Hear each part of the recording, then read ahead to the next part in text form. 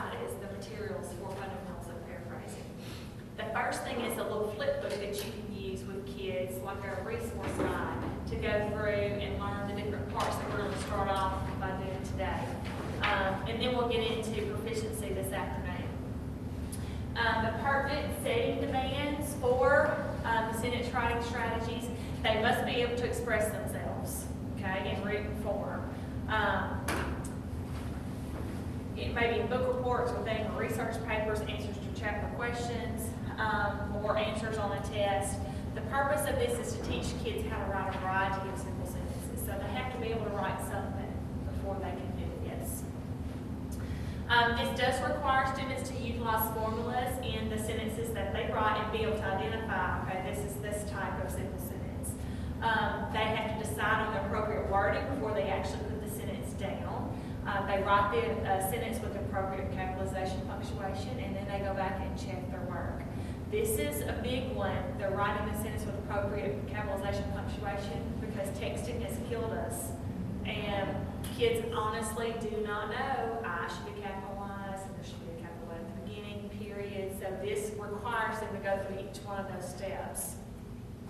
Now this instruction can be adapted within one grade level, across several grade levels, individual instruction or small group, a large group instruction. It can be used in elementary, secondary, or post-secondary. Okay, I've had a teacher who taught fundamentals of English at the college level as a remedial course, and she used proficiency in sentence writing because those kids were so low as far as the kinds of sentences that they were writing. And this went through and taught them what a sentence really was and what are the different types, and so she used it with even college level kids. So that's why I say that you could use this with a large group and pull out just the lessons that you see that the kids need and teach that one lesson, and then there's practice pages for the kids to do.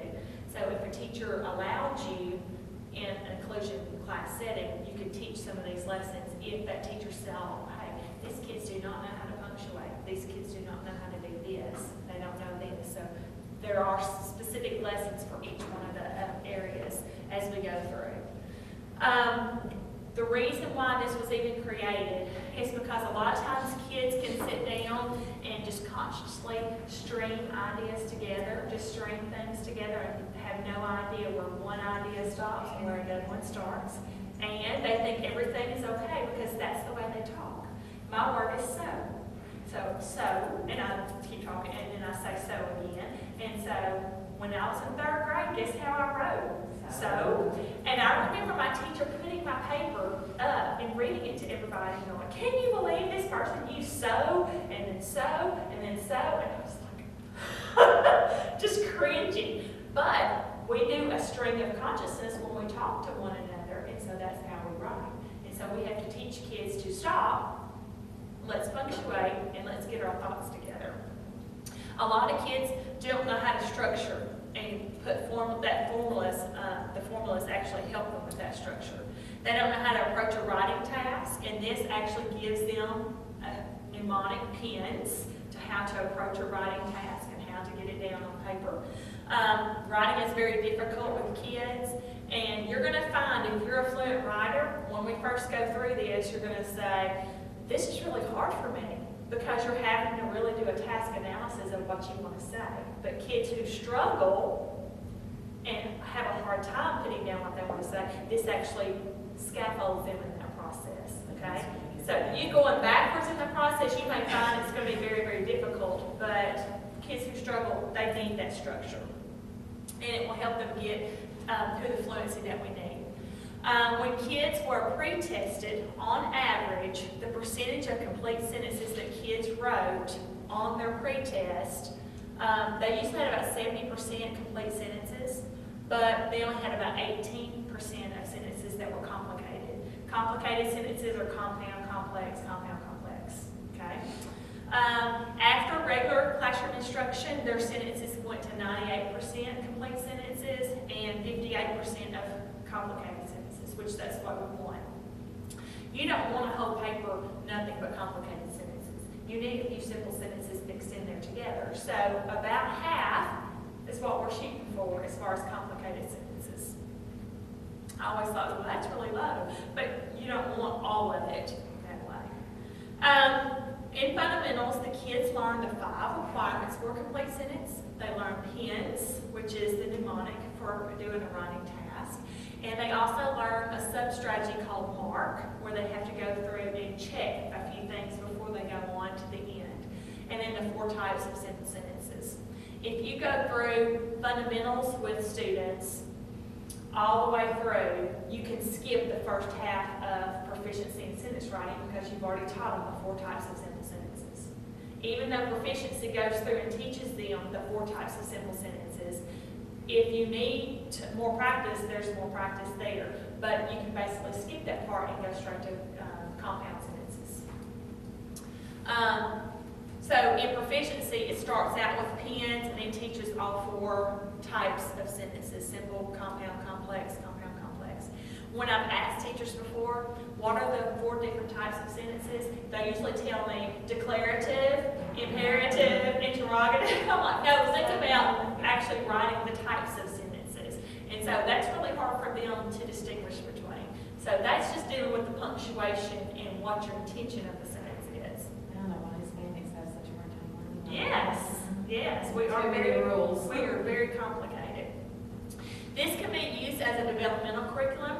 I've had schools implement it in the 3rd grade, in the 4th grade, and 3rd grade teaches the simple sentences, 4th grade starts teaching the compound sentences, and they actually teach it as a progressive program, whole group to their kids.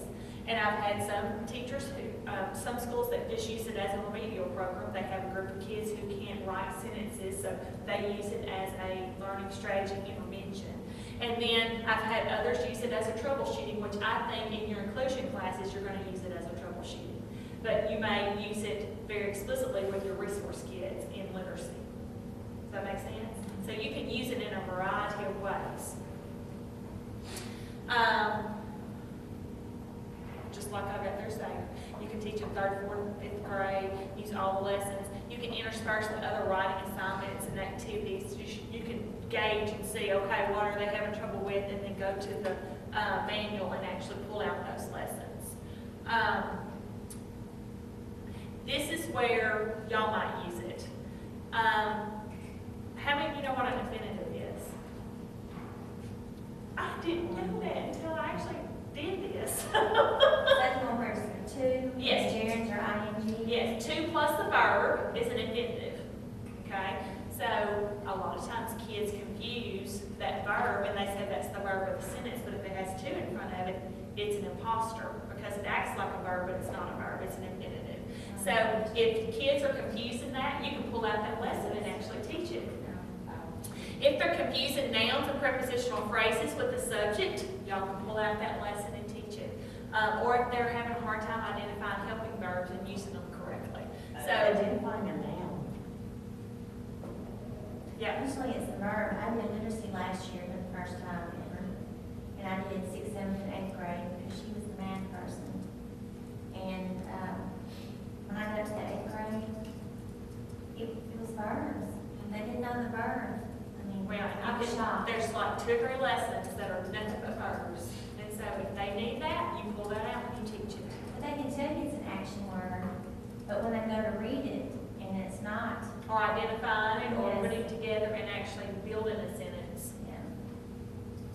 So when you are selecting students for this, they have to be able to write legibly and they have to be able to spell enough words that you can read the sentence. Okay, so not everything has to be spelled correctly, but they have to be able to be deciphered. So here is a topic list with a sentence writing strategy, and you have that in your folder. What I want you to do right now is take that topic list, okay, and I want you to flip your paper over, pick a topic, and I want you to write me a paragraph that's at least 6 sentences about that topic, okay, because we're going to use it later to score. So you can use that topic list or this one up here, but pick a topic, and I want you to write a paragraph, at least 6 sentences.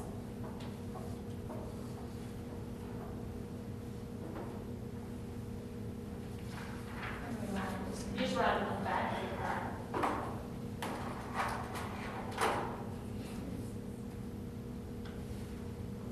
Anything that they write for you has to be at least 6 sentences to be able to be scored.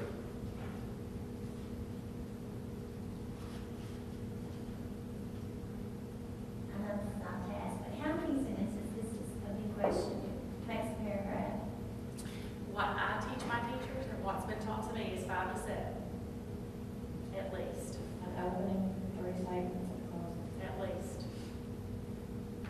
But I've also I've told teachers not to constrict them to just 5, as long as they are explaining themselves and all the sentences connect, usually 5 to 7. But you don't want a paragraph that's 10 to 12 sentences long, because obviously you've got too many ideas in there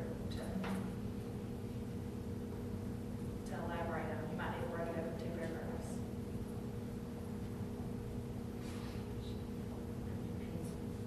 I've already said I've seen it. That's okay. Good.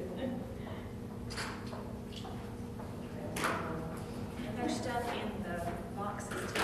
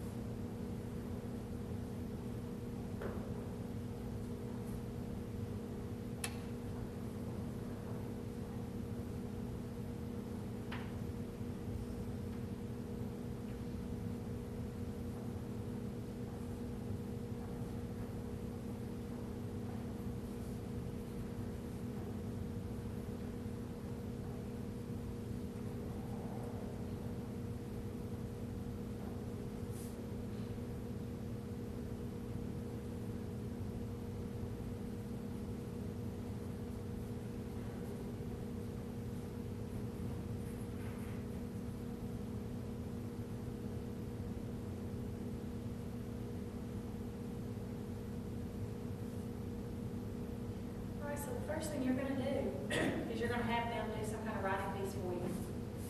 So you're gonna do just like what you've done, and you're gonna have them write at least a paragraph. If you're working in a science specialist classroom, they may have already had them write something, and you can just look over those papers and see, okay, what is it that these kids know, what is it they don't know, so I can sort of figure out where we need to start. If you look in your Fundamentals of Sentence Writing book, manual, to the very first lesson, it's on page 9. instructor's manual and you have 2 student editions. So if you'll open up your, no, 1 student edition, sorry, it has a proficiency, you have 2 student editions. They just came out with a new one. So if you'll open up your instructor's manual, page 9. Orange. Yes, it's the orange one. I'm not gonna write my story. Okay. I'm sorry, I'm rushing. So the very first lesson deals with what is a sentence. Okay, the 5 requirements of a sentence: capital letter, and punctuation, must have a subject verb. So it goes through the requirements of a complete sentence. Other concepts that are going to be covered, we have lessons on each one of these ideas. So if you have kids who are having trouble with a certain area, you can go through and pick out which lesson it is that you need to do with that class. Notice in this instructor's manual, it has your goals, it has what you need, it has how to prepare students, how to teach them the prerequisites for the course, how much time to allow for this one lesson, and then what to actually do. Now, if you notice on the what to do on page 10, it is very explicit. It tells you what the advanced organizer should be, where you're going to explain the lesson, you're going to introduce or state your expectations, and then also introduce what you're going to be teaching today. That's what a good lesson is, okay? So it goes through, if some of you remember Pat, you remember Pat? Pat was going out when I was coming in. But that's basically your set. Same thing in content enhancement routines, that's your cue, okay? That's what everybody should be doing at the beginning of a lesson. This is where we've been, this is what we're learning today, this is what I expect of you, and here's the introduction, okay? It's all explicitly written there for you. Everything that's in dark words is something that you could actually read, okay? If you are very unsure of what you're supposed to do, it's scripted there for you. Once you go through it and teach it a time or 2, you're not going to need that script as far as to follow word by word. But the very first time I taught any of the strategies, I had my manual right there, or I tore it apart and put it in a binder so I could take out the pages that I needed and just have them in my hand. Okay? So it's scripted there for you if you need it. The explicit language that you need to use with kids is there for you. So you can look over it ahead of time or use it. So it goes through exactly what it is that you say. It also tells you what cue cards to use. If you look in the back of your manual, on page 93 and 94, these are the cue cards that you can use. You can make them into posters, or you can actually use them on the overhead, or however you want to do it. So these are like the anchor charts that you would have up and refer to often for different lessons. So every time it says cue card, it corresponds to a number that's in the back of the book.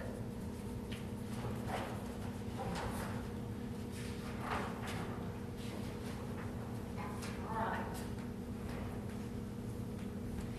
Every single one of the lessons is very scaffolded instruction.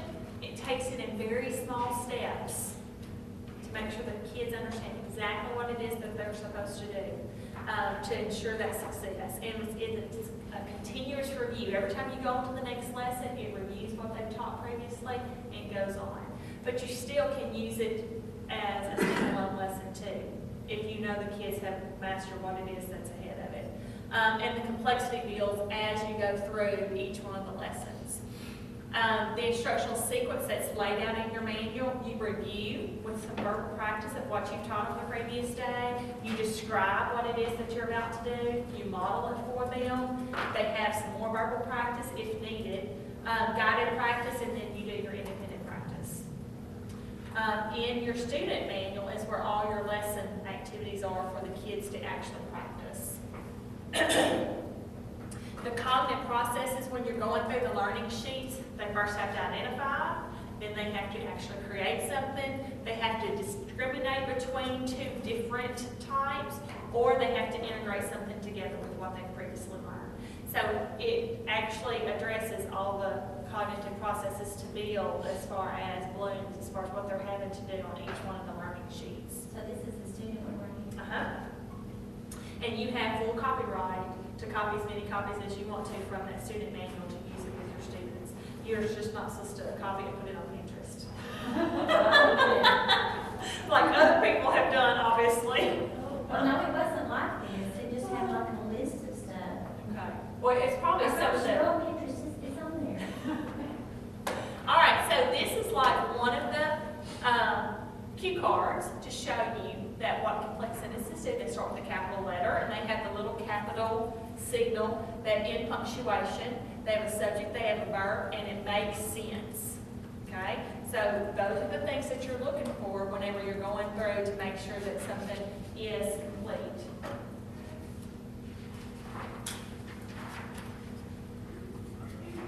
I have a question. Yes. Since we're talking about sentences, and I know this is kind of off topic here, it's really on topic.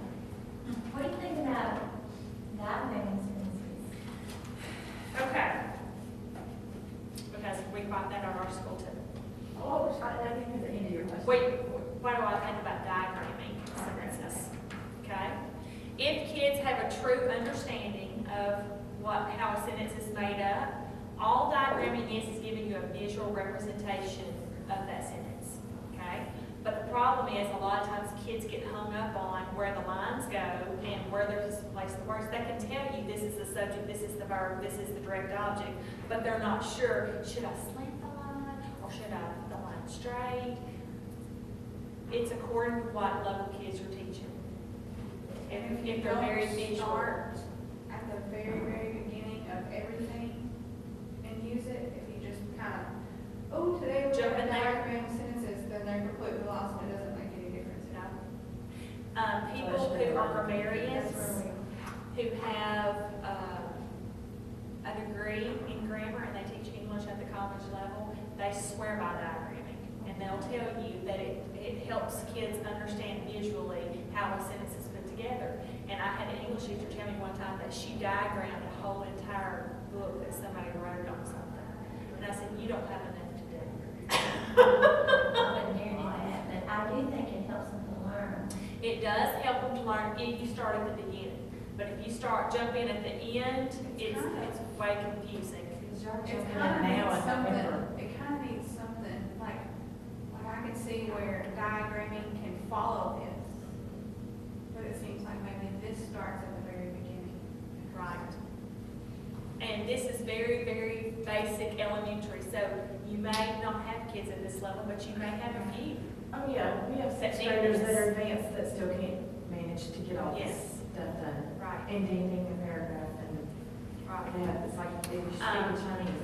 We do something at our high school in honors classes that we're not supposed to be doing anymore, but they do anyway, and it's called charting. It's something that one of our teachers came up with about 20 years ago, and they're still doing it.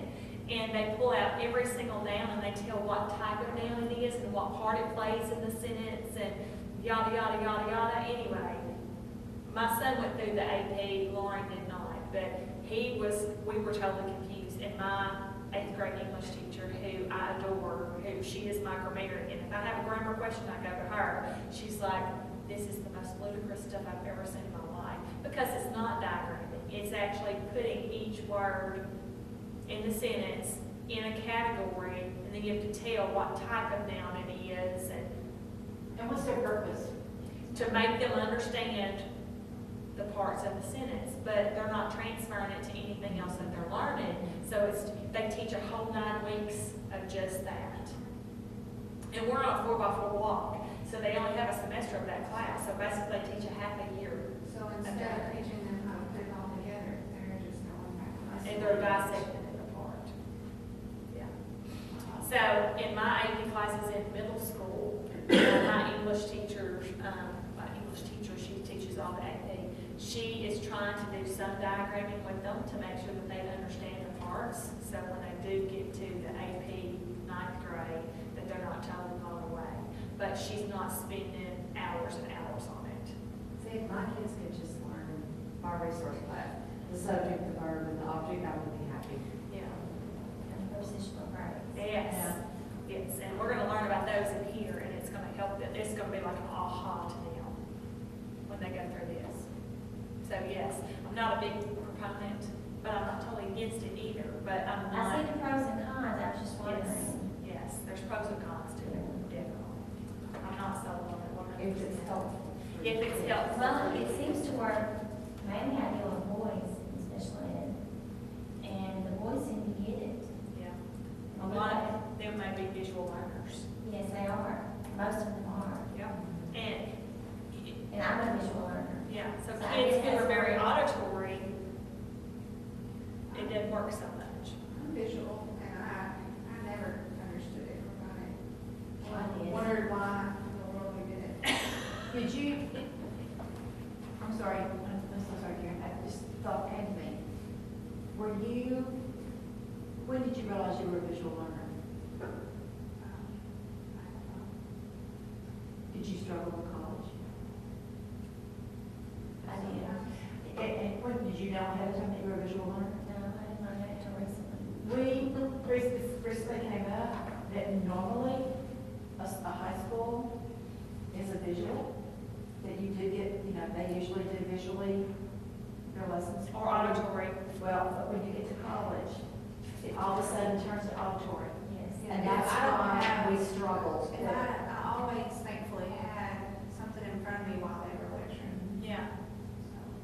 And I'm sure it does, Karen, as you said, I'm sure toward the end of your junior and senior year, it turns more to lecture.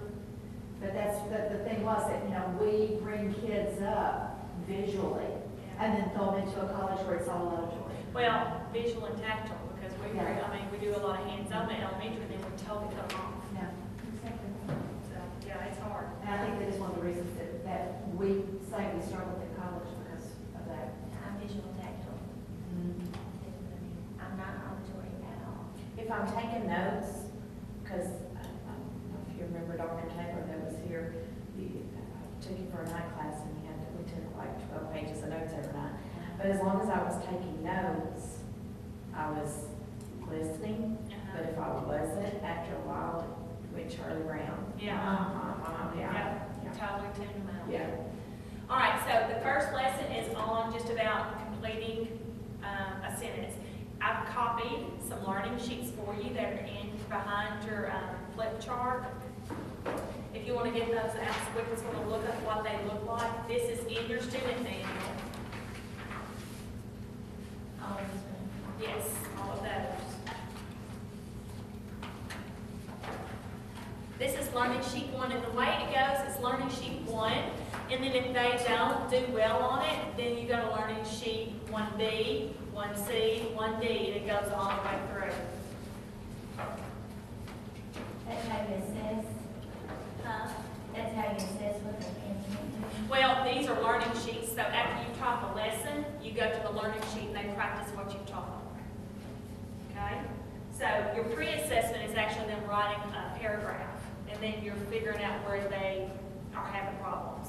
So like this very first one, all they're having to do is they're checking whether it has capital letter in punctuation and makes sense, and they fix the sentence by adding the capital letter or in punctuation or changing the word to where it does make sense. So the moon swam, okay, it has a capital letter, it has in punctuation, does it make sense? No. So what could we say instead of the moon swam? Shine, Okay. shine. Cherry shine. Yes, it shines. Okay. Sally likes school. What's wrong with this sentence? All right. So we need a capital letter under for Sally. My mother drove.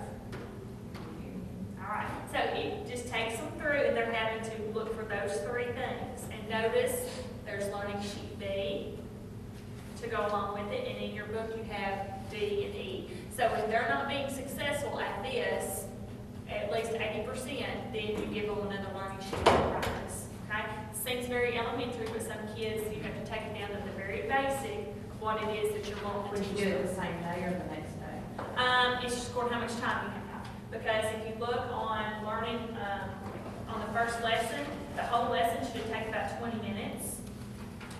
Takes about 5 to 10 minutes to do the guided practice and 5 to 10 minutes for students to complete the independent activity. You might want to do 1A with them and then make them do 1B by themselves. Okay? Should it as a building? You could. That is part of that integrating it in with whatever it is that you're doing. And you could see whether or not they know how to do it. And if they don't, you go back and teach the lesson. Okay? away. Oh, good job, Sandy. Show. Well, I didn't see that there. I know, I'm just saying. Yeah, that's never done. All right, so then you go to introducing subjects within this lesson, and you talk about what subjects are, you define subjects, and I want you to, let's look. Let me flip back. I'm gonna be flipping back and forth a lot between these two.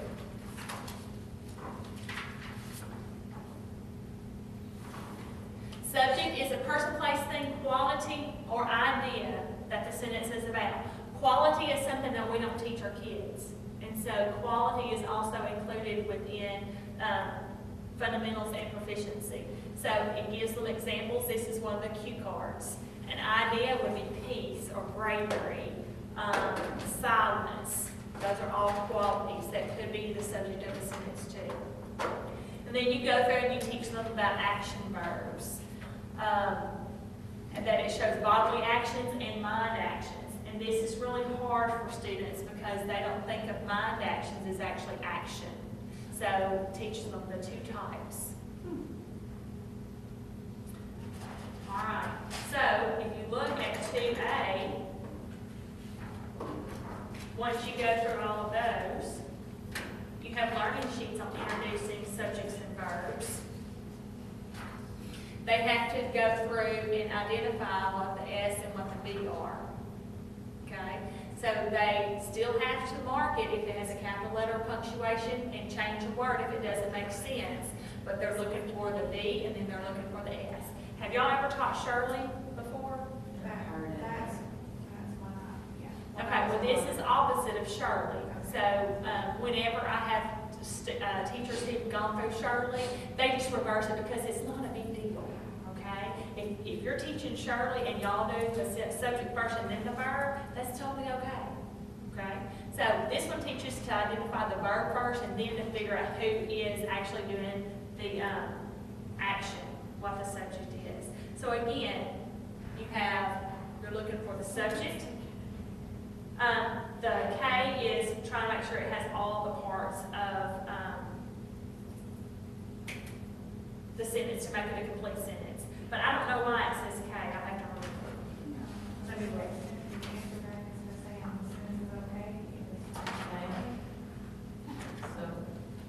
So if it has no errors in it, then you would put K, like number 4. No, yes. No, cat can't cook. Darn, my dog cooked. Oh, it's because you're doing the check steps, I think. Oh, yeah. You're doing the learning, the check steps.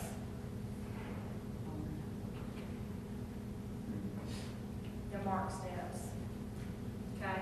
So what you've done when you go to learning sheet 2, you've taught subjects and verbs, you've taught the PENS formula or the PENS steps. Do we have that in steps The PEN strategy is actually on one of your cue cards. And if you look in your lesson 2 on page 16, that's where it starts, teaching the PEN steps, where you have to pick a formula, explore the words to fit the formula, note the words, and then search and check.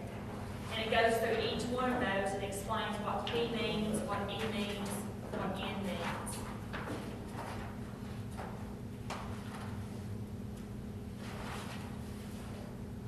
And it teaches them to go ask, is there a verb? And then you root out the subject. And then you key in on the beginning, middle, and end. That's what the K means, is you're keying in. Sometimes I have like brain farts.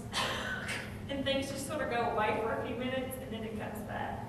I'm sorry. Yeah, I do too, but I call it. It's my age. All right, so those are the PEN strategy steps, but then you go through and you search and check at the end, where you mark out imposters, and we're going to talk about those in a minute. You ask about if there's a verb, you root out the subject, the who or what, and you key in on the beginning, middle, and end, and make sure that all the parts are there. So these are the sub-steps of mark that you teach them through lesson 2, where you're asking the questions about the sentence.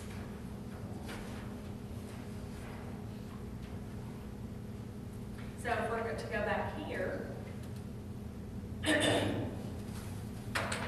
our lesson 2A, you're actually going to go through the search and check steps, and you're going to mark each one with a V and an S, and then you're going to key in on the, if it has a capital letter and an ending punctuation. It makes sense. So the horse ran fast, you would ask, what is the verb? Ran. You root out the subject, which is horse. All right, so then we have to go through and check, do we have a capital letter at the beginning? So we fix that. Do we have end punctuation? Yes. And does it make sense? Yes. So we've done all three of those. This over here is for your checking, to make sure they have marked the subject right, the verb right, and they've got their last steps of doing the capital letter, make sure it makes sense, and punctuation. So Doug swims every day. What is the verb? Swims. And who? We've got the subject, so who swims? Doug. So let's do our case step, and we have to check and see, okay, does it have a capital letter? Yes. Does it have an end punctuation? No. So we put it, and then does it make sense? Yes. Sarah danced all night. So what is the verb? Dance. What's the action? Okay, because all we've done right now is action. So who is dancing, or who danced? Sarah. Okay. Does it have a capital letter? No. So we have to fix that. And it has punctuation, and does it make sense? Yes. Now, you notice I'm doing the editing marks. You don't have to do that, but why not? I mean, I just do that to let them know, hey, this is supposed to be capitalized. All right, so that is the 2A learning sheet. It goes along with lesson 2. You can do the first one as a guided practice, and then they can do 2B on their own. So Karen, you just chose the 3 lines underneath. You could like just mark out the. Yeah, you could mark out the S and just put a big S over it, or mark over the S and put an S. It's however you want to do it. I can do that, you know, the little marking thing. They used to, but I mean, I don't know anything. I know they teach you the keyboarding and editing marks and stuff, but I don't know. I would worry about it. And then that little C thing is paragraph. Yeah, need a new paragraph. But the editor's checklist, they really don't use a lot of those anymore because everything is so computerized. They just highlight it and it needs to be fixed or make a comment on it. It's either red or green. Yeah. All right, so if you go to lesson 3, this is on linking verbs. Okay? Linking verbs are very hard for kids because they're not as easy to pick out because they're not showing an action. Am, are, is, be, been, to become, was, were, seen. And I put a little cheat sheet that comes from Proficiency in the back of your fundamentals flip chart. And it tells you which ones can stand alone and which ones cannot. I think it's in the back. The last page. See, back in the old days, we learned am, is, are, was, were, had, has. Whoa, say that again? That's how I learned it. That's what I'm saying. We- Yeah, and there's songs in there too that there is an old Yankee Doodle Dandy song that you can learn I just the helping never heard verbs. it. Okay, so I mean, there's more than this, but these are linking verbs. But see, there's a difference in linking verbs and helping verbs. Okay, that's what I didn't know. I just Yeah. thought. These are the linking ones, and then there's some that are actually helping verbs that help. They have to be with another one of these. So if you look on your cheat sheet, So what's the difference between a linking and a helping? linking can stand alone. The last 4 pages. On the back of the flip book. The ones that are in a circle can be used alone or with a helping verb. And the one in the box at the bottom, it has to be used with a helping verb. And these others can stand alone. So there's some that have to be used with a helping verb, and some can or can't, and some of them can just stand alone. So that's why it's so confusing to kids, especially if there's more than one in a sentence. Well,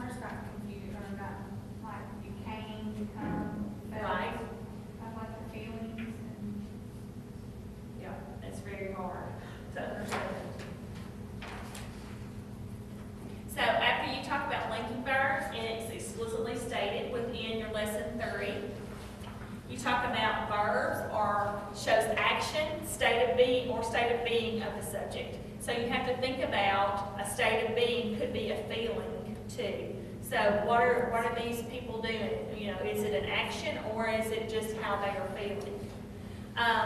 That's where it comes in on, is there a verb? I mean, you have to think about, okay, is it an action verb or is it a linking verb? So you go back to that search and check step again. The learning sheet 3 deals with action verbs. And then it goes into 4A, which deals with linking verbs and subjects. And then you actually have to write. So let's skip over 3A because those are just the verbs that are action. Let's go to 4A. That's what we're going to do next. Because linking verbs, and then is on 3. And then 4A actually goes with lesson 4. And that is dealing with more infinitives, where you're actually marking out imposters. When you mark out imposters, you're talking about infinitives and prepositional phrases, which is on lesson 4. If you can mark those out of a sentence, you're more likely going to be able to identify what the subject and verb is, if you can identify those first. Prepositional phrases, we use this graphic. Anything, a bee flies over, above the bottle, from, out of. Okay, so all of those words can be prepositions. And then we also have another list in there of prepositions. Prepositions are really hard for kids, but once they learn them, they can zero in on them really, really fast. So let's look at 4A and see what we come up with. Well, that's weird because it says the lesson 4 teaches infinitives, but they don't start on the worksheet till 6. Is it really? They may have more than one. See, I thought it corresponded. 4 and 5 is just linking Oh, verbs yeah, and it is. subjects, and infinitives don't start till 6. Yeah, it says learning sheet 6A through 6H. Okay. It says on there. I'm sorry, I'm confused. Because it usually lines up. I guess it does in proficiency. I get confused when I go back and forth between the two. Okay, let's go back to 3 again and let's look at linking verbs. Let's do that. And then,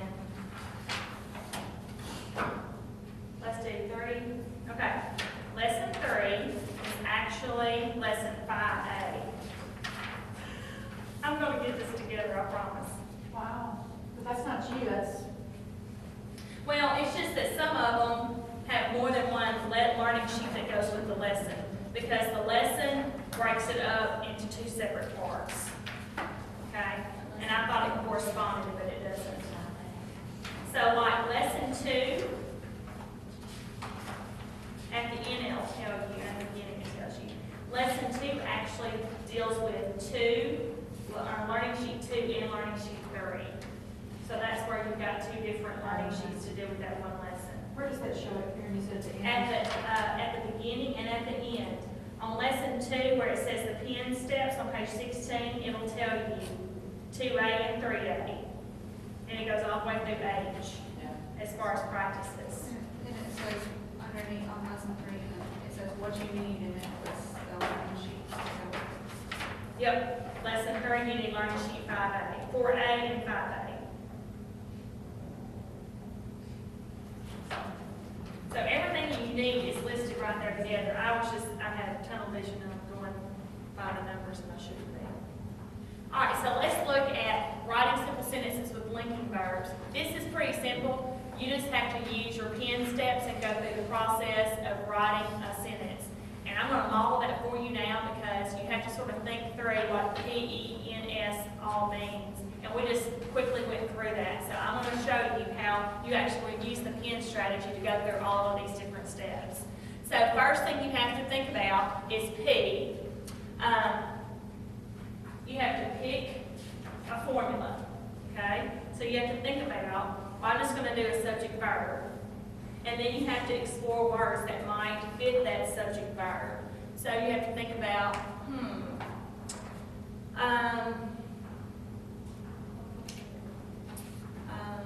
let's say Lauren dances, okay? So that's my subject verb, I'm exploring words. Lauren dances, let me see what else I want to say. She dances every Monday and Tuesday night, okay? So Lauren dances every Monday and Tuesday night. So I'm exploring words that would fit my subject verb.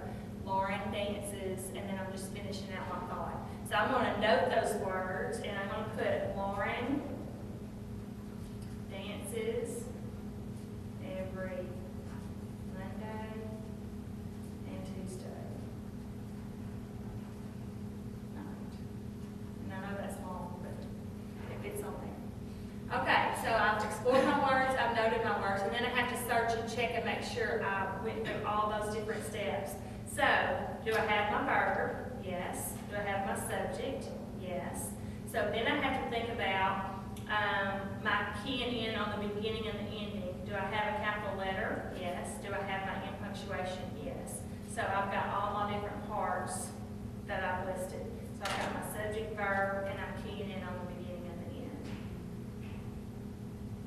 So if you think about P, you have to pick a formula, which is your subject, verb, subject, verb, verb. Okay?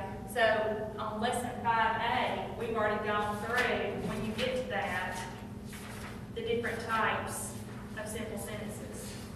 And I don't know, did I skip over that?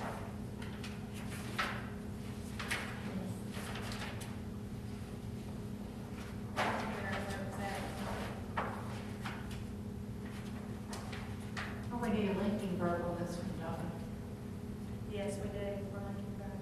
I'm sorry, I'm so scattered today. I don't know what's wrong. So you need to say, Lauren is dancing. It's Friday. What do we say? Is Is? dancing. Okay, and then is would be right, because I'm already making verbs there.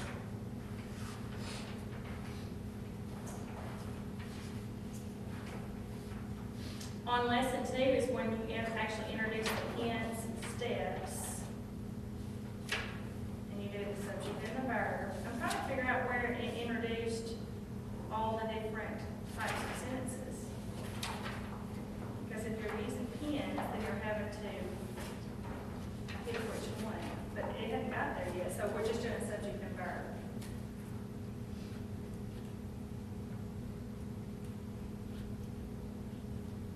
Okay. It starts with lesson 6. See, I didn't think it introduced it yet. So when you are actually using the PENS strategy, you're just having to have a subject and a linking verb, and you're actually having to do the capital letter and punctuation to make sure it makes sense. But the PENS strategy, on picking the formula, you're just doing a subject and a linking verb. So can you come up with a sentence that might have a subject and a linking verb? Like, you may have to go back to your list and look at those.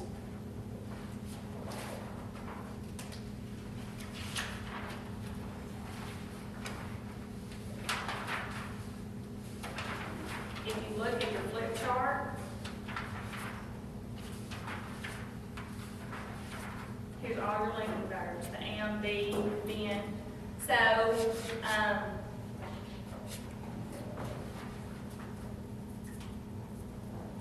if I'm thinking about my subject and a verb, I can say I am, okay? And then I'm going to finish out my thought to make sure it makes sense. I am very confused today. Okay, so then I'm going to check and see, do I have my subject? Yes. Do I have my verb? And then I'm going to look to see, do I have a capital letter? Do I have punctuation? Do I make sense? So on Learning Sheet 5A, you're just looking at subject, linking verb, and then you're looking to see if it has the other three components to the simple sentence. All right, so let's think of another one. If you look at your linking verb sheet, can you think of a sentence that we could do with one of those linking verbs?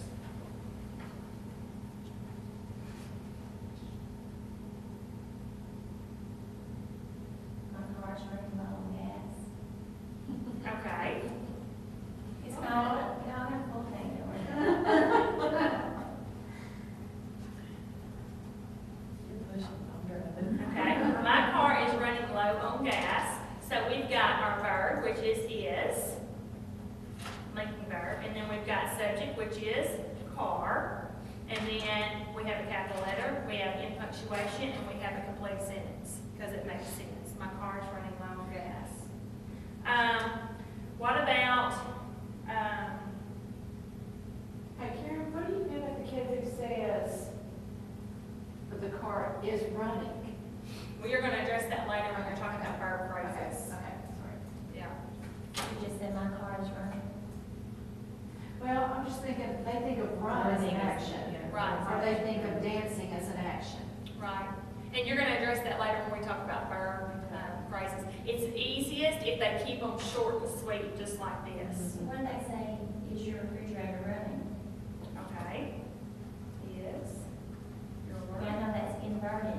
I mean, And it addresses it in here too. Is your refrigerator running? Because if you're asking a question, it's not gonna be in the same order as what it was at the beginning. So, is your refrigerator running? What is the verb? Is. What is the subject? Refrigerator. All right? Do we have a capital letter at the beginning? Do we have the correct punctuation at the end? No, because it's asking a question, and so we're gonna have to put a question mark instead of just a period. Same thing with exclamation points when they have exclamatory sentence or an interjection. They're gonna have to deal with it too. So when kids bring you those types of sentences, then you can address them then.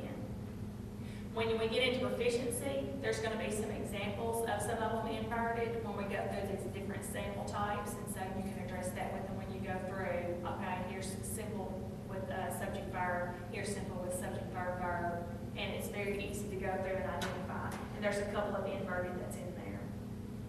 So basically here, all they're doing is they're writing the simple sentences. Learning sheet 6A is when it gets through the infinitives, and that's the next lesson that we go to. Okay, put this back.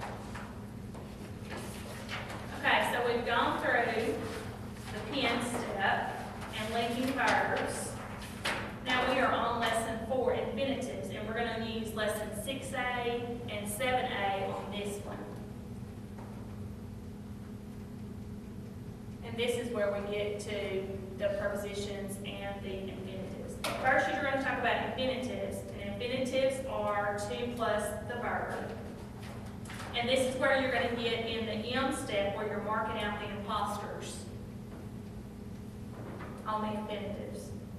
Let me flip through, because I know I've got a cute little picture. I'm trying to figure out where it's at. He might be in the other slide. We have a little fish that has a goldfish, and he has a little shark thing on the back, and he looks like a shark, but he's really not. He's just a little goldfish. But anyway, an infinitive is a 2 plus, and that is in lesson 4, where you're going through and talking about how it can be deceiving and it can look just like a verb. On page 33, you discuss different examples of infinitives, like to paint, to want, to run. And you have to teach them also not to confuse that to with TWO or TOO, that it's just TO plus the verb as an infinitive. So then you explain how you mark out the imposters, and you just mark through it. If you see the 2 plus the verb, you're going to mark it out because you know that 2 plus the verb cannot be the verb in the sentence because it actually has another name called infinitive.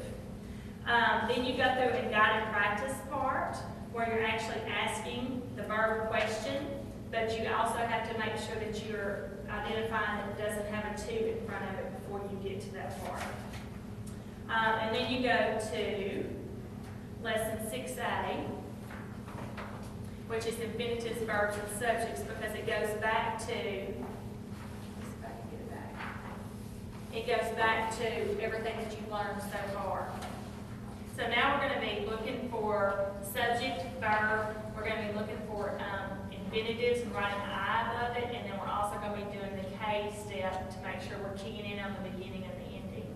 So Carl likes to swim, the very first thing is we're going to identify what the verb is, and a kid may say swim.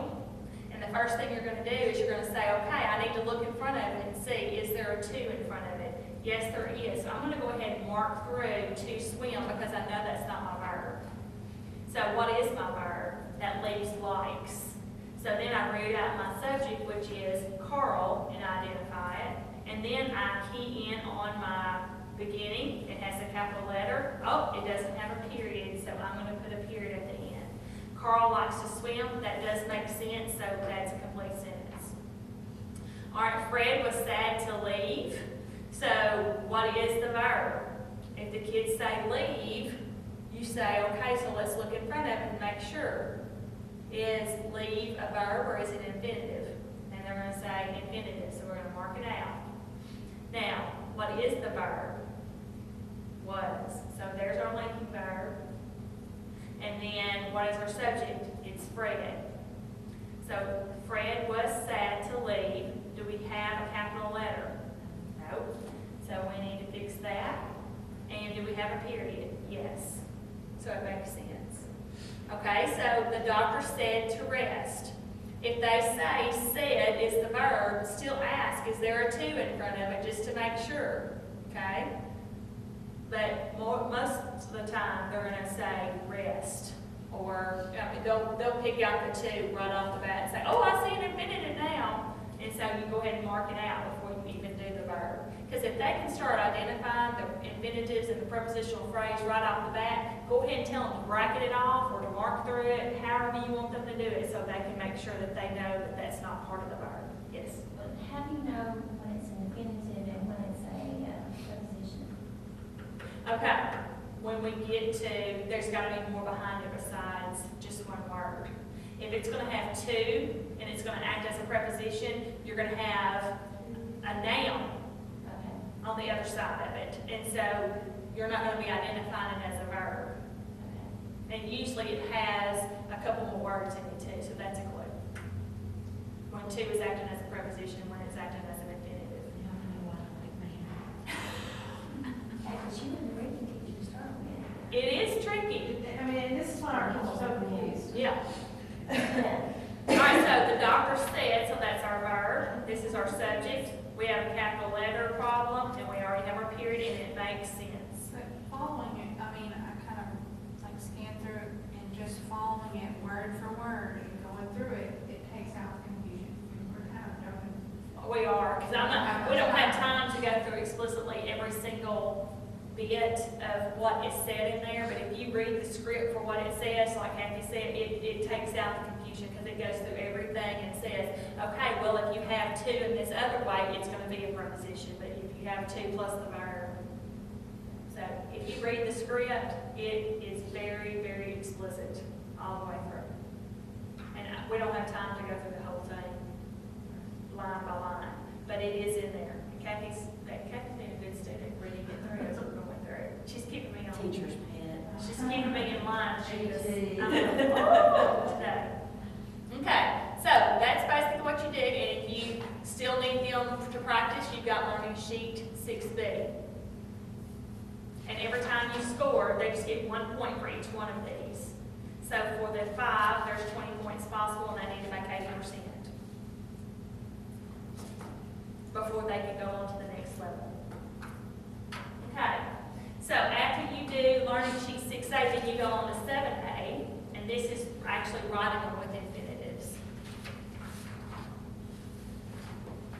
So you're using the pen strategy to write and check 5 sentences that have a subject, a verb, action or linking, it has an infinitive, and it has capital letter punctuation, it makes sense.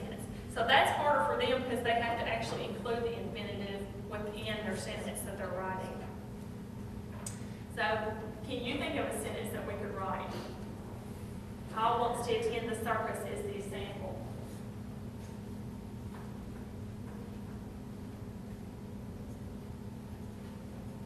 She wants to go with her friends this weekend. Okay. She wants to go with her friends this weekend. Okay, so let's think. What's our verb? Wants. Do we have an infinitive? Yes, we do.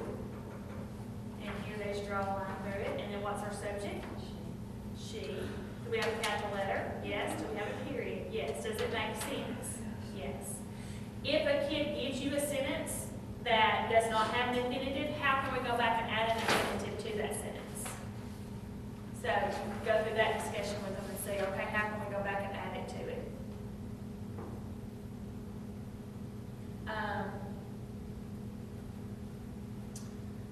Let me see. Lauren plans to go shopping.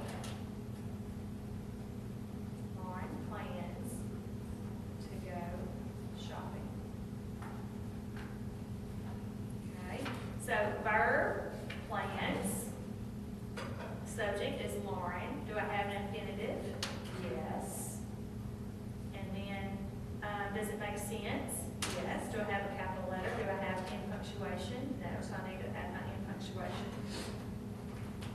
The ones that they have to write the sentences are much, much tougher for them because they have to apply what they've learned so far in what they're writing. And you can give them a topic too. I've had teachers say they can't come up with sentences on their own. Put that topic list out there beside them. All the sentences can be on the same topic if they want to, as long as they have something to go with. All right. Then you get to lesson 5, which is the prepositional phrases. It's more explicit on what the prepositional phrases are. You go back to the M step because we've already talked about infinitives, but also prepositional phrases are part of that imposter. See, I was getting ahead of myself big time a while ago. So it's better to teach infinitives before you teach. Yes, Okay. it's actually in the lesson. It's lesson 4 and then lesson 5 on prepositional phrases. Because it's first thing I'll say is, But there's a 2 there. Yes, and you've already talked about infinitives, so now prepositional phrases have the noun on the other side of it because that is like the marker for an additional idea that's going to be added to your sentence. Go ahead again. The 2 is the marker, and you have to decide whether or not it's a preposition or if it's an infinitive. And it's going to be determined by, is there a noun after it or is there a verb? And remember, So if it's going to be more than 2 words. right, and remember, I've never heard them call this until recently, but the articles, A, and they, they're noun markers. And that's what we call them in this case because they mark the noun that's coming next. So if you have an article after the 2, you know it's a noun marker, so it's a prepositional phrase. Because a noun comes next. And you said there's never a preposition, a 2-word preposition? Is that what you said, Sonia? No, it's always a 2-word infinitive. Yes. Okay. To, like to go, to get. So It's very infinitive short. Only can be 2 words? Yes. Okay. 2 plus the verb. 2 plus the verb. Okay, and then you talk about how do you know if it's a preposition or not. You think back to your list of prepositions. And you can even have this posted in your room just to help them through that process. You still have to ask the verb question, and you still have to key in on the beginning, middle, and end when you're doing your lesson, your practice sheets on 8 and 9 and 10. So if you look at 8, 9, and 10,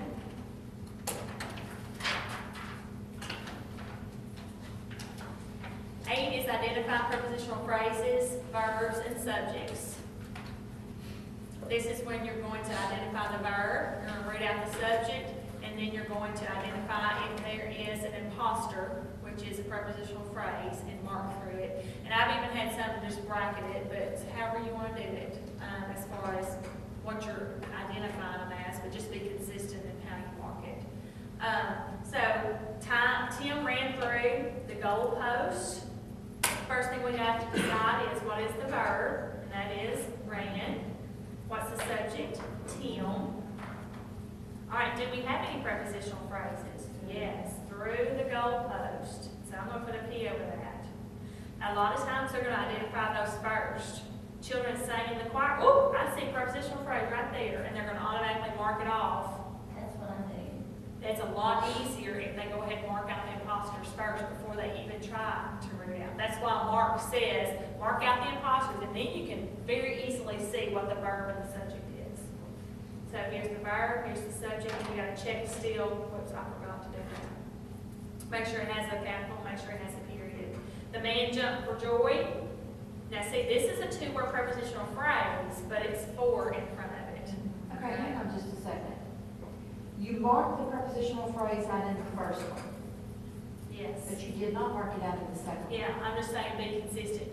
To me, if you mark it out though, it's important, just like this, you can't see what the rest of the sentence is. So if you bracket it, if you mark through, it, whatever you do, just be consistent. When you're using a marker though, they can't go back and read the sentence to make sure it makes sense if you've marked it out. They've already identified the prepositional Yes. phrase here, so. Yeah. So the man jumped for joy, so here's the prepositional phrase here, and then you can easily identify what the subject and the verb is. What gets crazy in here is when they give you sentences later on, they have 2 or 3 prepositional phrases in it, but you mark out all of them, and then it makes it very easy to identify what the subject and verb is.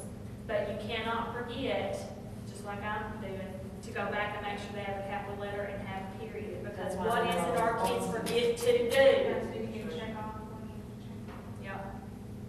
So again, prepositional phrase, subject, verb, and then you key in on capital letter in punctuation, it makes sense. Learning sheet 9 is writing simple sentences with prepositions, like Jerry bought the gift for her mother. And here, you're only checking to see, do they have a prepositional phrase? Do they have the subject and verb identified? Is it a complete sentence? Okay, so that's what you're checking on all of those. So if we gave them a sentence,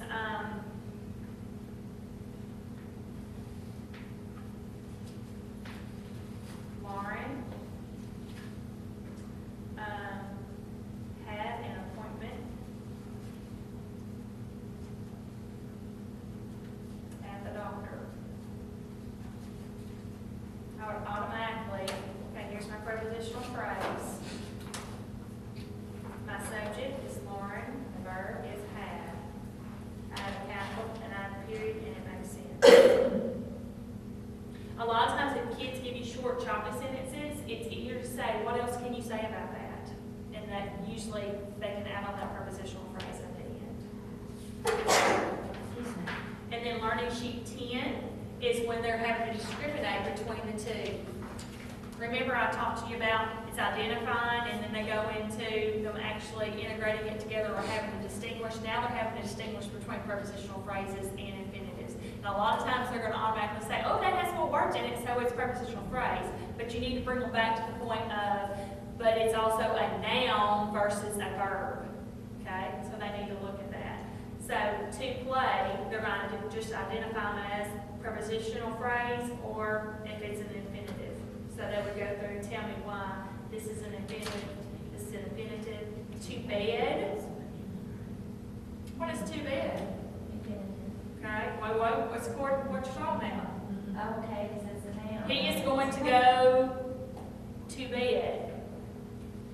Now, if you're going to bed something down, that's a verb. But sometimes you may have to stop and say, okay, how are you going to use this? Because bed is a noun normally. So that would be a prepositional phrase. To the show, prepositional phrase. To a movie, prepositional phrase. I like your A, N, and D. That's a clue. But see, it didn't work on bed No. because it didn't have it in front of it. But you know, if you see the A, N, or D, then it's preposition. And they're called noun markers.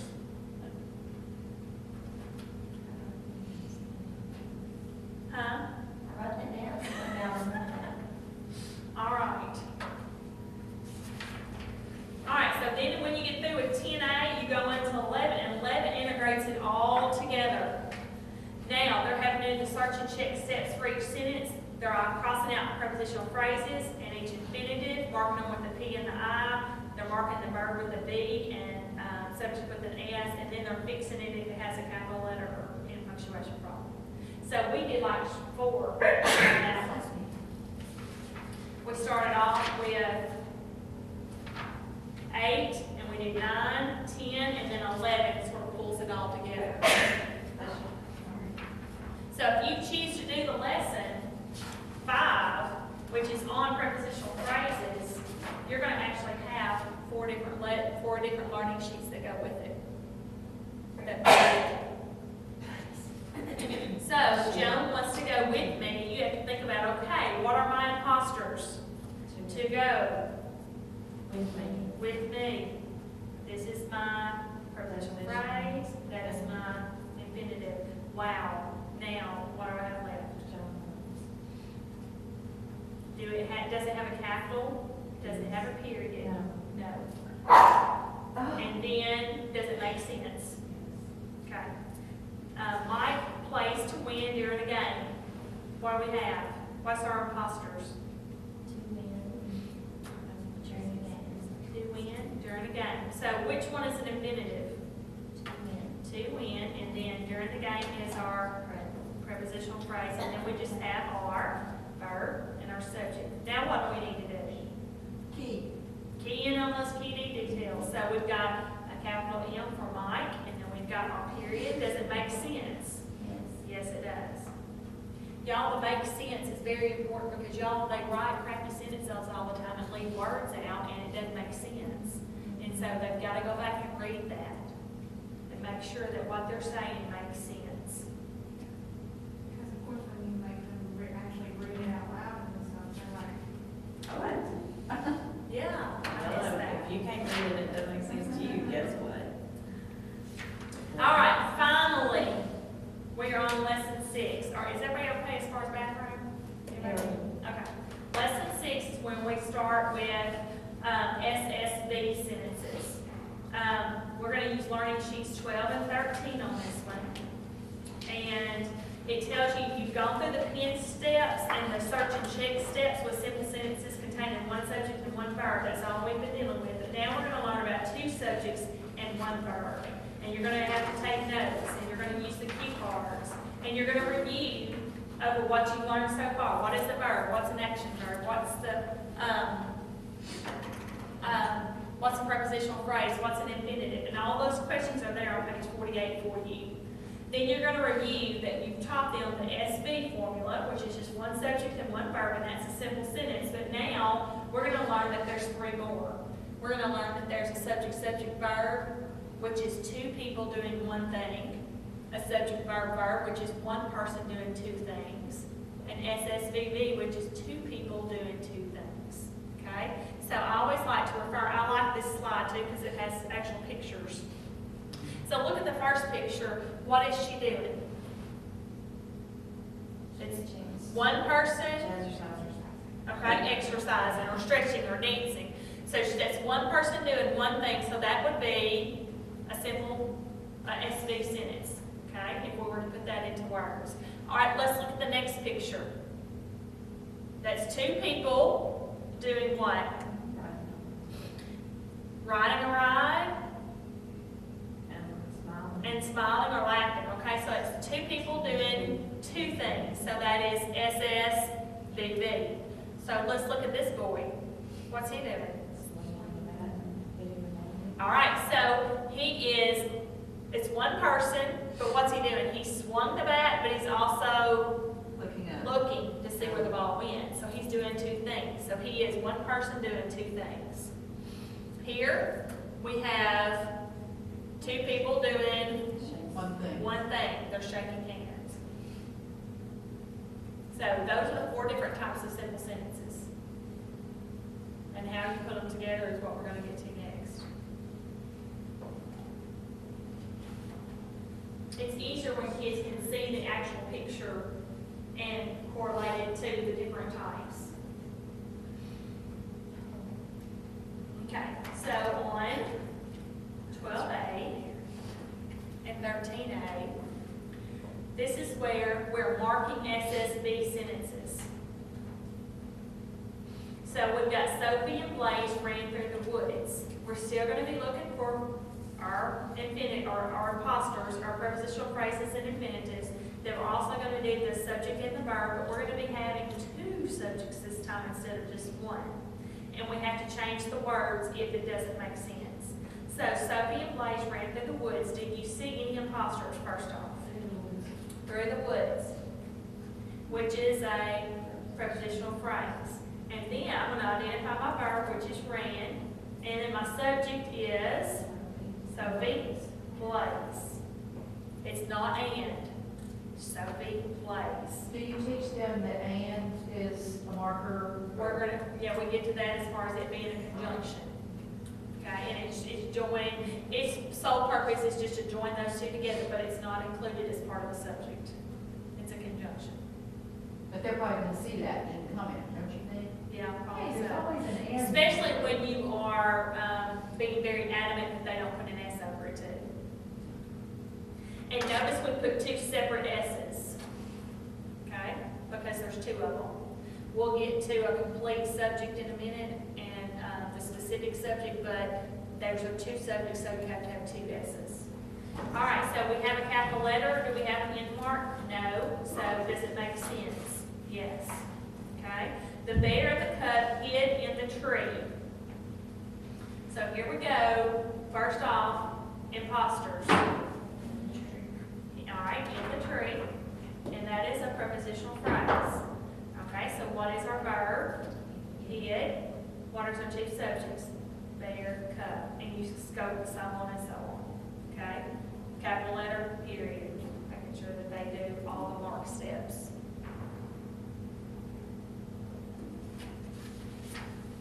(13A) is when they actually have to write the subject verb sentences. So, Kathy and Kathy came to a meeting. Okay? Instead of. Trying to think more. Okay, Kathy and Kathy came to a meeting.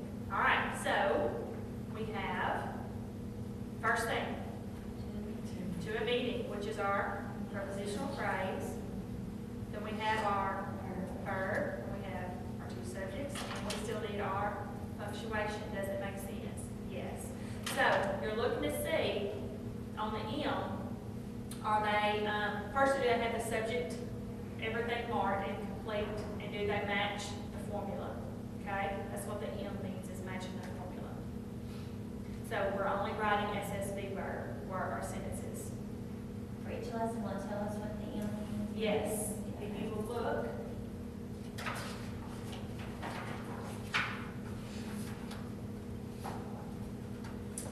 In the back.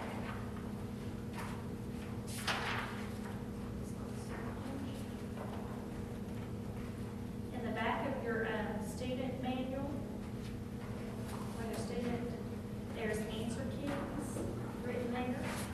And before each one, it gives you a little paragraph and it tells you what each one means, and how many points is possible, and how many is required for mastery. What'd you say? I said they could all work out. Yeah. So you can have it right there beside you while you're doing it with your kids.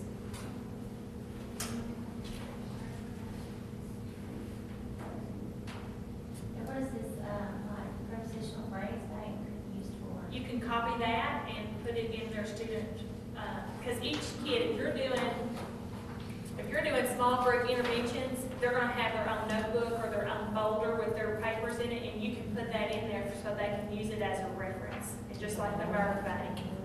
Any of those cue cards that you wanna copy and let them have in there for reference. Whenever kids are doing their independent practice, we encourage them to use whatever resources that they have, so they can look in their notebook and they can use whatever it is that you copied for them to use. So all of that is written back there at the back, which is awesome.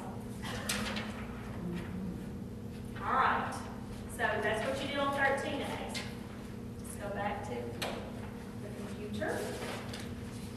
Lesson 7 is subject, verb, verb sentences. So we go through and we do the same kinds of things where they're practicing with subject, verb, verb. And that is with lessons 14, 15, and 16.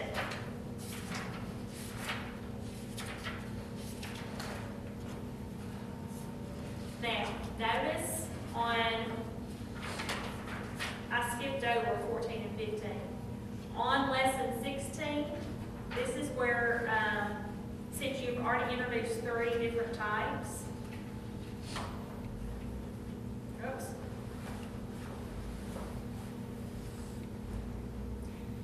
Now they're having to combine all 3 together.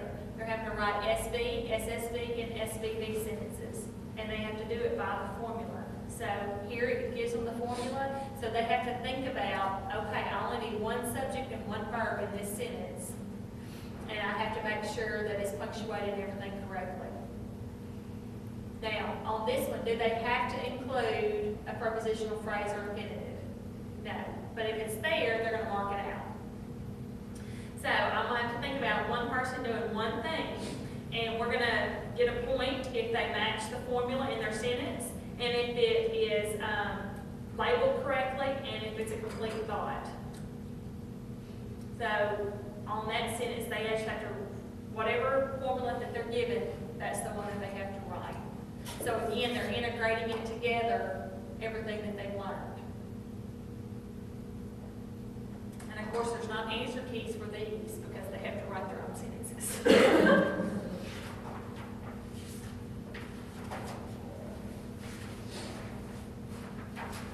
All right, lesson 9. Lesson 7 was that. Lesson 8 is actually going through the last one, which is SSVB. 2 people doing 2 things. This is the one that they get most confused on because they think this is a compound sentence because it has compound subjects and compound verbs. Okay? So you have to be very clear. This is still a simple sentence because it's 2 people doing 2 things. And when we get into compound later on this afternoon, there's a cue card that's very explicit on the difference between those. But lesson 17A, 18A, and 19A goes through that. And it shows what the kids actually have to do. They do the search and check steps again, so they mark out their imposters. For prepositional phrases or infinitives, they do the S and the V, and then they fix the sentence. So if you look, Carol and John live and work in New York. Okay? So what's our imposters? In New York, that is a prepositional phrase. Okay? So what is our verb? Oh, we have to live, work, and then we have 2 subjects, which is Carol, John. Carol and John, they both live and work, okay? If it was a compound sentence, it would be Carol lives in New York and John works in New York. That's 2 totally separate sentences. But this is 2 people doing 2 things, so therefore it's a simple sentence. And then we have to add our punctuation, make sure it makes sense if they have a capital letter. And notice again, we're not linking these together because it is 2 separate ones.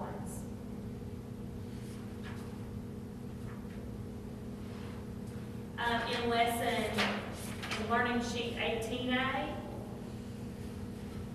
they are writing and checking their own simple sentences containing 2 subjects and 2 verbs, and then they go through lesson 19A where they're combining all 4 of them together. So basically, once you've gone through fundamentals, you've already learned the 4 simple sentences. And you've done it very explicitly as far as having to identify, and then you're having to write your own.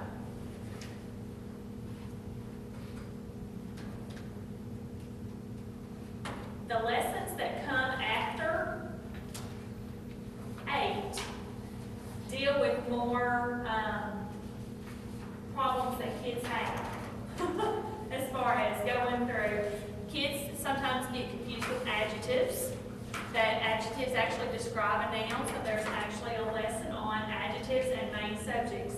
A lot of times kids want to say that the adjectives that are in that whole subject are the ones that's part of the subject too, and it's not.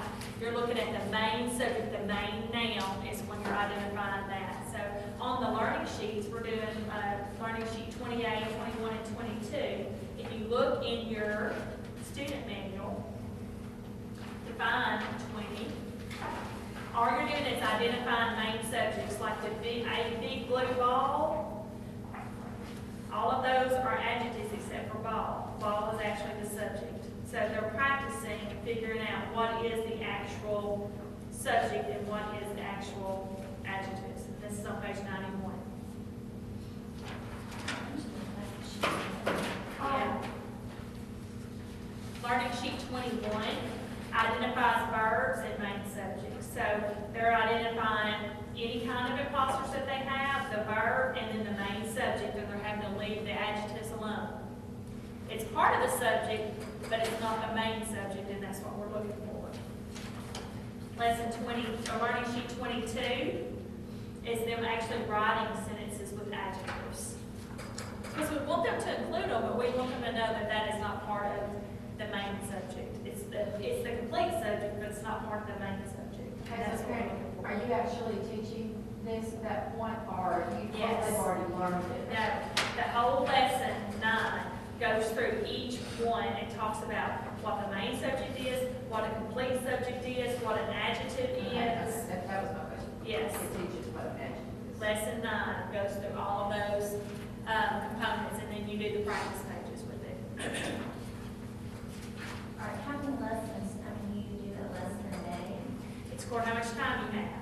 At the beginning, like lesson 10 says that you need about 30 minutes for this lesson. So each lesson tells you about how long it will take. It's for how long you have it. All right, so in 9 days, you Yes, typically. Yep. And you may spend more time on it if they're having a hard time with a part of it.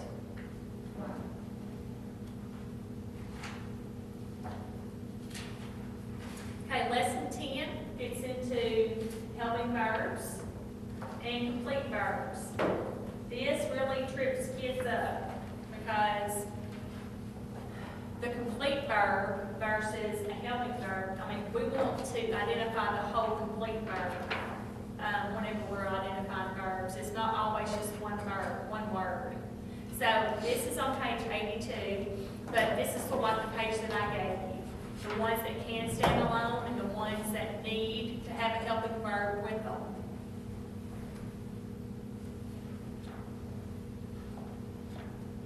And this is just one of their ways that you can remember all of the 23 helping verbs. Chad B. Swim is 23 years old. There's 2 that start with a C. There's 3 that start with an H. There's 2 that start with an A. Oh. Or you can actually use some of the things that I've got in your little packet. There's a song. There's a rap. Oh, the helping verb rap. This is a rap of the helping verbs. It's a game we play to learn our words. To look at us, you'd never guess that we're so able to impress. Is am. Am is are, can, could. Do, does, did, shall, should. Have, has, had, was, were, will, would. Might, may, might, must, gee, we're good. And you go through and you insert the teacher's names there so they can learn helping verbs. Or you can have them up in the room. It doesn't matter. But Okay, there's just. I'm gonna show my stupidity. Explain this again. Okay. I see the Chad B. Swim, but There's 23 helping verbs. And there are 2 of them that start with the letter C, can and could. There's 3 that start with an H, has, have, and had. To me, that's more confusing than it is that's to so actually confusing. learn. That is so confusing. And there's 2 that start with an A, am, and are. There's 3 that start with a D, do, does, and did. So the 23 years old, 23, it's just Chad B. Swim, it's just finishing out the sentence. And 23 just means that there's 23 of them. It's a mnemonic. yeah, I And can mnemonics understand. don't work for No, everybody. if they were all 2s and 3s, but No, because there's 4 W's. Yeah. Is that confusing? I do, people? it's No, it's just, not it me. is to me. It's too many, it's too, Yeah, there's too many things connected there that's not Yeah. being explicit. I mean, I think the Chad B. Swim would be fine. yeah, Then they you're could gonna have to have remember 23, 23, 3, 24. No, you're not remembering that. You're just remembering there is 2 C's, there's 3 H's. But your student has to memorize that. Yeah, yeah, Well, but like on the WUBIS, you still gotta remember yes. how many A's there are, how many, Yeah, but I've included the WUBAs in there when we do complex sentences. Yeah. Oh, woo. So,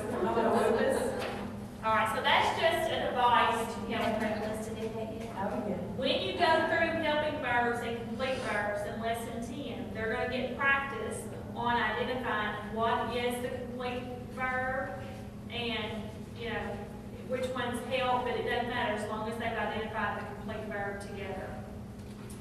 If you will look in your student manual, or excuse me, in your instructor's manual, page 79. In your instructor's manual.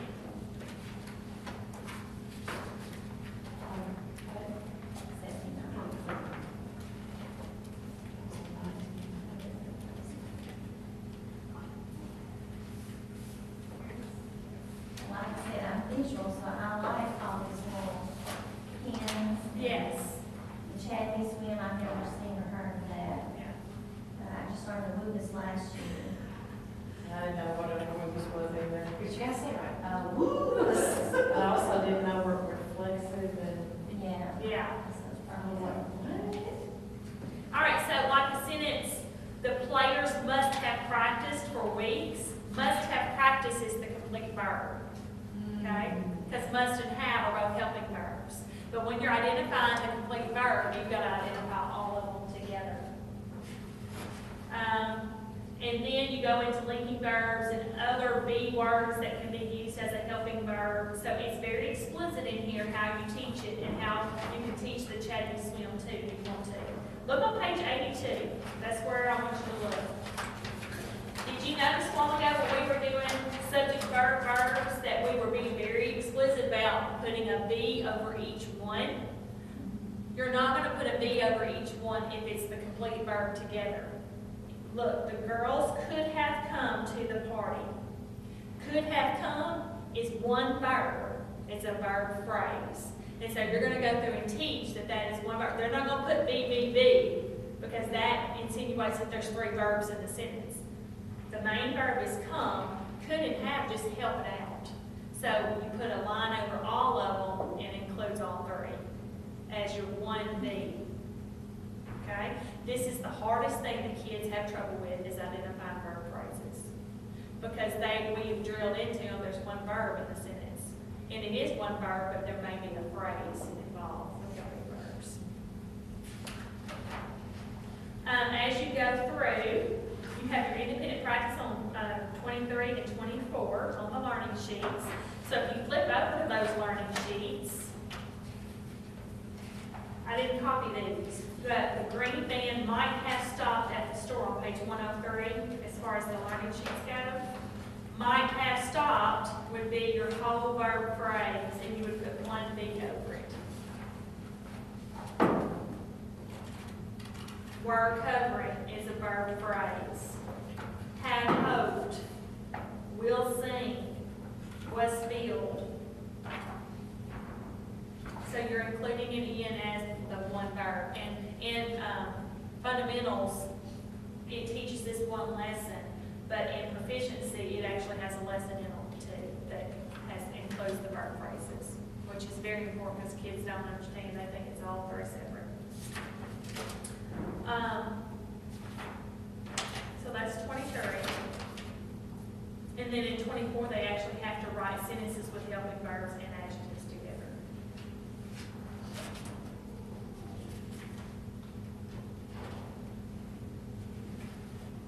Okay. At the end of the fundamentals book, there's an optional lesson on adverbs. If kids are having trouble identifying adverbs, which most of the time if they have an ly at the end, they're good. They got that. But if it doesn't have an ly at the end, then they have trouble. So there's an adverb lesson there if they need a lesson on what is an adverb and what is not an adverb. And they have lessons 26 and 27 to practice. And they needed all theirs to go As a reward. Yeah. All right, so if kids have mastered fundamentals, you can proceed to page 92 in proficiency. So you can go straight past everything that's in the front of the proficiency book. And you go straight to compound sentences. So if you've taught this fully, then you won't need the first part of your proficiency book. But if you just picked and chose which lessons that you need to teach, and you haven't taught the 4 types of simple sentences, then you'll need to go through the lessons on the different types of simple sentences in your proficiency book.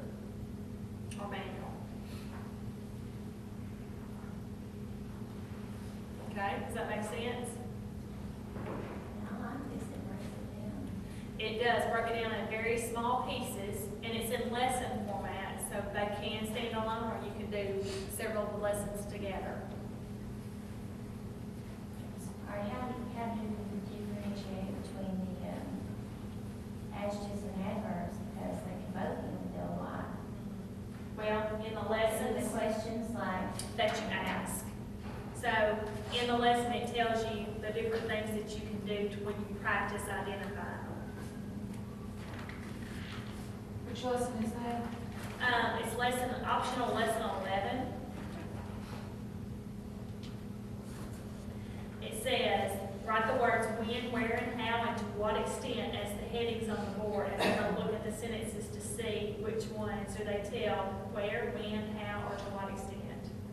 Those are the questions that you're going to ask about the words. So if they've identified prepositional phrases, they've identified infinitives, they've identified the subject and the verb, any other words that are left over in the sentence, they need to ask themselves, is that an adjective describing a noun, or is it an adverb describing the verb?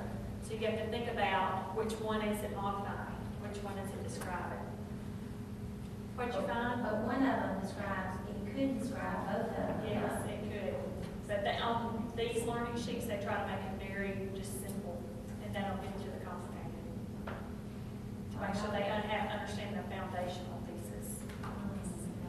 I know, but if you have those situations come up, then you'll have to address it. I learned something good.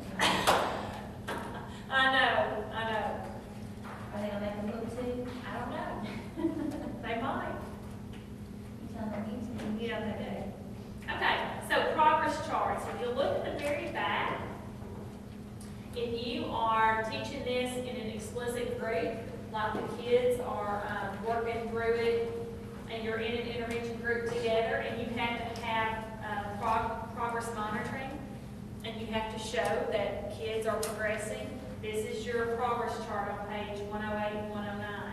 This is where the learning sheets come in, and they actually put the percentage that they mastered, each one of those learning sheets. So you have your plotted data there that you can use for an RTI meeting, or for any kind of intervention meeting that you may be with this kid to see if they need other services.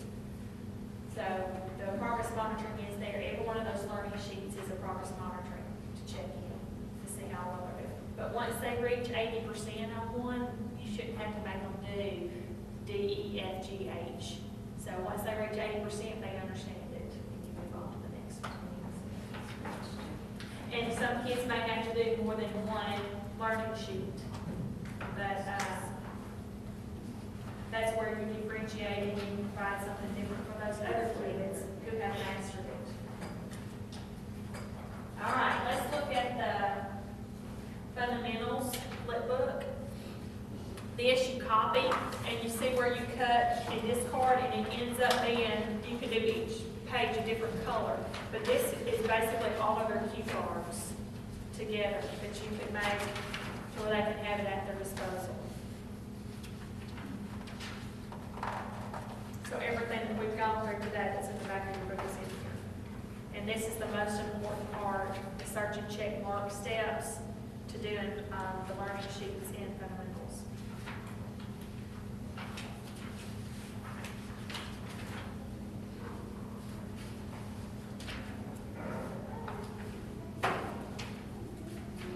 And then I just included those two other helping bird names on the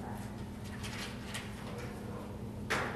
Okay, so what do you think about fundamentals? She gave you the detergent. It's up to us to do with it. Do we drink it or? I don't think it'll be that hard. No, I don't think it's gonna take that long. No, because your kids, most of your kids should have a lot of these foundational skills already. That's what I'm thinking. And so you might want to Start with them. start with them. And then once you're comfortable with the different formulas and stuff, then you can transfer it into the whole group if the teacher will let you do some small lessons. Because once they start writing in this way, when we get to proficiency, We're gonna see how you actually score a piece of writing to see if they have complete sentences and if they've written them the way they're supposed to. Because the whole purpose is for them to use a variety of sentences in their writing and that they're all complete and they're all on one topic. So it's like a little checkoff list on the benchmark always says. Yep. Using it for those? Yep. It does. What time is it? Oh my gracious, why didn't y'all stop me? Are y'all ready to go eat? It's just now, it's 12. I know, but still, I knew my stomach was rumbling. Okay, we will come back, we will First start lunch, we on didn't look for it. proficiency. Okay, so you said Bill ready A, or they shouldn't have to do practice sheets, D, E, F. Right, well, it's according to what you do. You might do A as a guided practice together and let them do B independently. And if they don't make 80%, they go on to C. If they don't make 80%, they go on to D. But do you keep the whole group back because one person doesn't pass it? That is your choice, but I would, because you're going to frustrate them. I've only got two in my group, so. Yeah. One person. Yeah.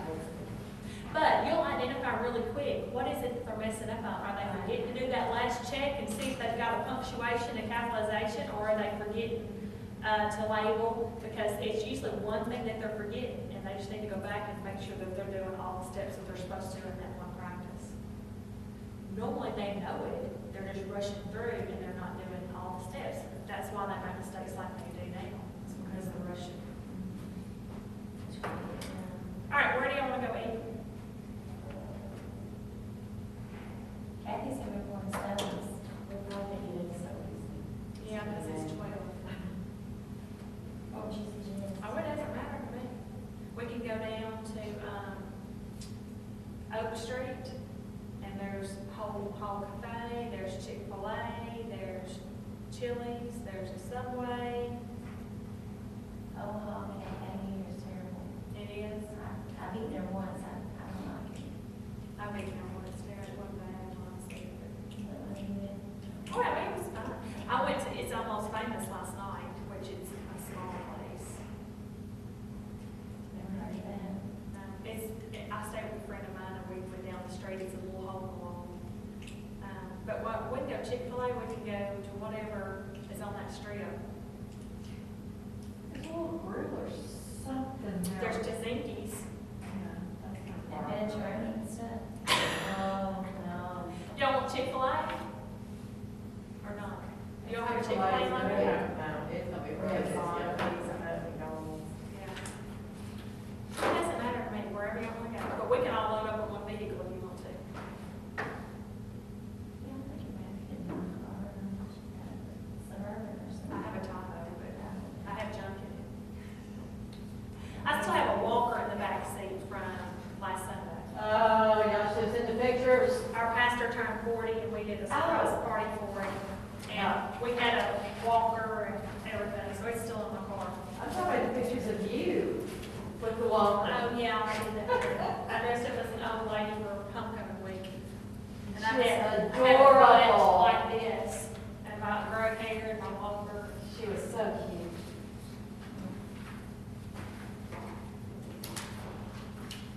Ready, on this time? Sure, let's go. Whatever happens, show me the time. Do you have a key to this road here? Nope. It looks like they have some block. Which is fine. No, yeah, just leave it in there. Yeah, it's fine. Where do you want to take out?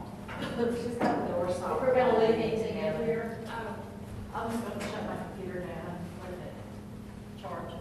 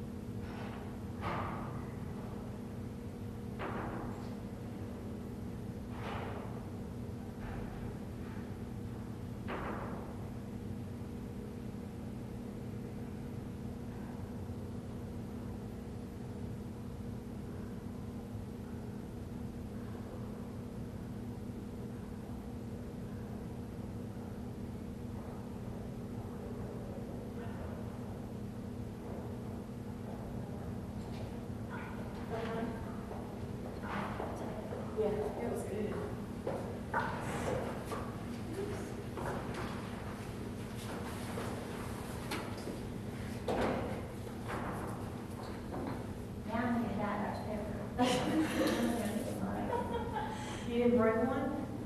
No, I'm starting to, maybe I'm not I've been happy. having out to shoot down here, so. Is there? Okay, I'm gonna turn it around now.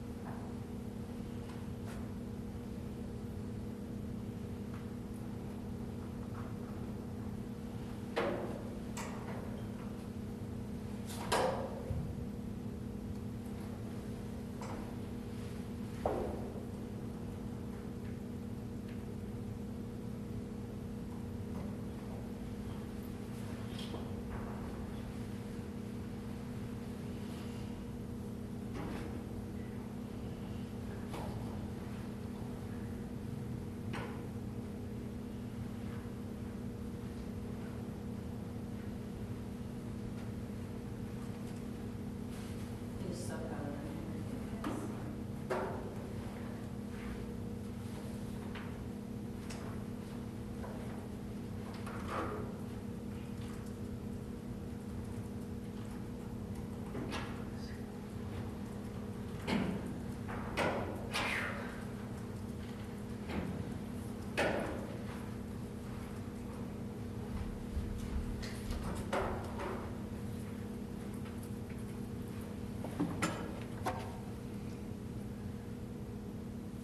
Did you turn that on this morning?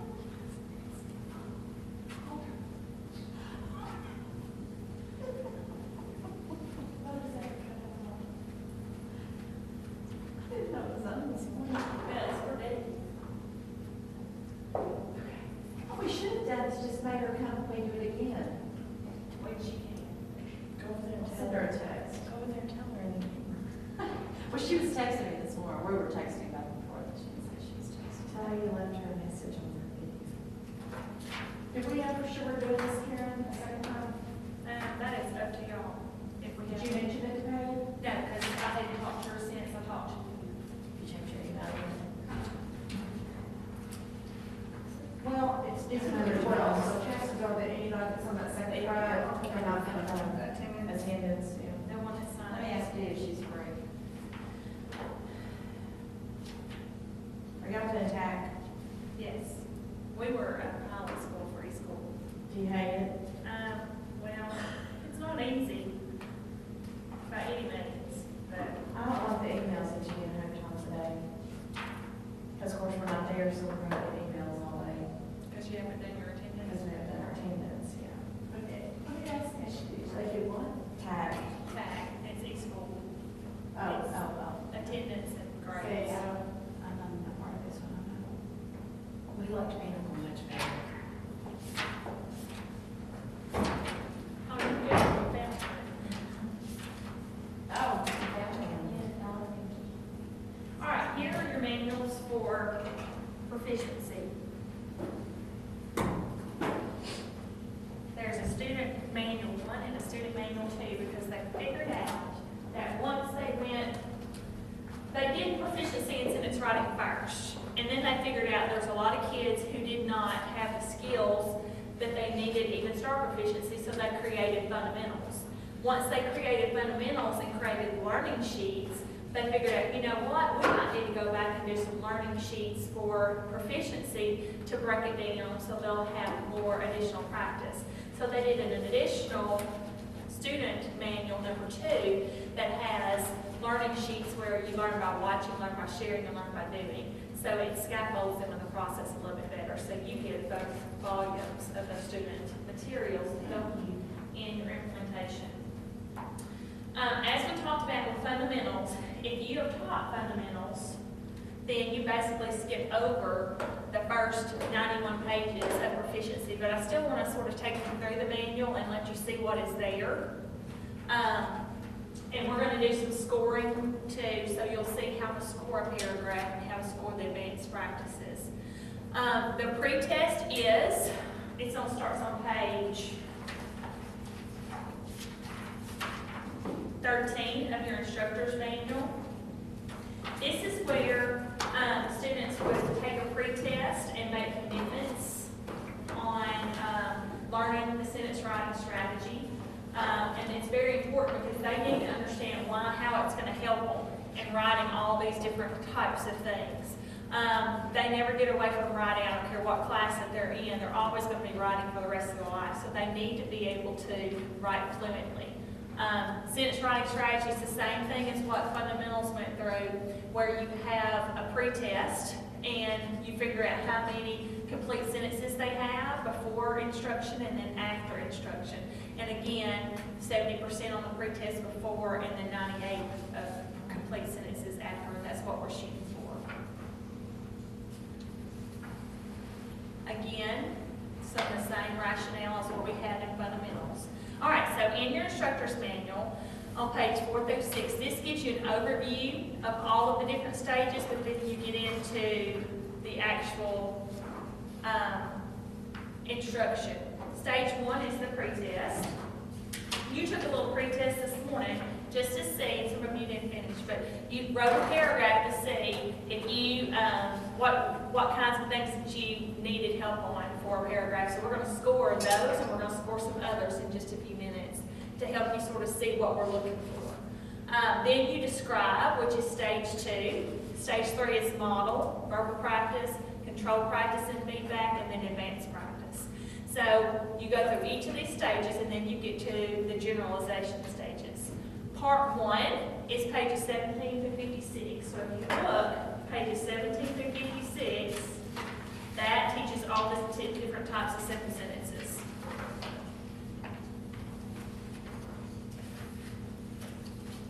Where it starts compound. So that first part of the manual, we've already done through fundamentals. But if you just start with proficiency, you could start at the front of this and it would teach them the 4 types of simple sentences, but it would not go into the mark steps, which help them with the infinitives, and it helps them with prepositional phrases. So once we taught this for a while, they figured out that kids were really having a hard time identifying subjects and verbs, and they were replacing those others as subjects and verbs, so we needed to do something to help them understand it. So that's why fundamentals was created and those extra steps were created in PINS. So that's why it's important to think about this is good for if the kids already understand all the things that we've already covered in fundamentals. It's easy to go straight into this. But if you start with proficiency and see kids are having trouble in certain areas, you can always go back to the fundamentals book and pull those lessons and teach those lessons to supplement. Does that make sense? So if you have kids functioning at a higher level, you could start them out in proficiency and just use your fundamentals book as the supplemental lessons that you might need to teach. But if you have really, really low kids, you might want to start with fundamentals and pretty much go through it and then start in the middle of proficiency. It's just according to what your kids' needs are. It's nice to have the fundamentals book because when I taught this for the first time, all I had was proficiency, and my kids were having troubles with infinitives and things like that. And there's a little blurb in here about infinitives, but there's not a whole lesson with practices all the way through age to practice with them. Then you get into compound sentences on page 57. And it goes through those 8 stages again, complex and then compound complex. Something to know, if you ever get confused, there are enrichment activities and also background knowledge that you might need to know in the back of your manual. When you get on up into complex sentences with adjective clauses, with adverb clauses, some of that stuff you may not be familiar with, but starting on page 183, these are all enrichment activities that you could do with kids, or just to help you with your background knowledge of the different types of clauses that they may come in contact with, okay? I've had some teachers complain that this does not go into detail enough and it doesn't teach all the different parts of speech that we're teaching in the classroom. That's right, because this is not your whole curriculum, this is an intervention. And yes, they need to know all those different parts of speech, but they have to know the basics first. And so this is designed as an intervention just to teach the basics. So no, it does not teach every single part of speech or every gerund. It's only the basics because they've got to know how to write complete sentences. It's not a grammar program, it's a sentence writing program. Does that make sense? Okay.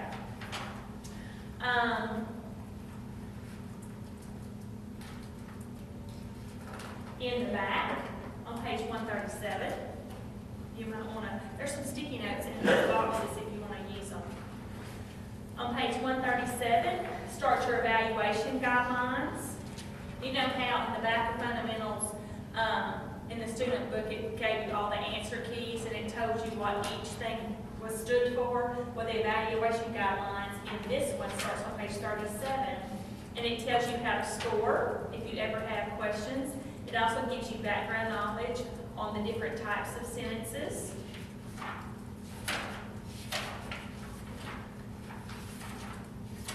And starting on page 148, it gives you scoring explanations.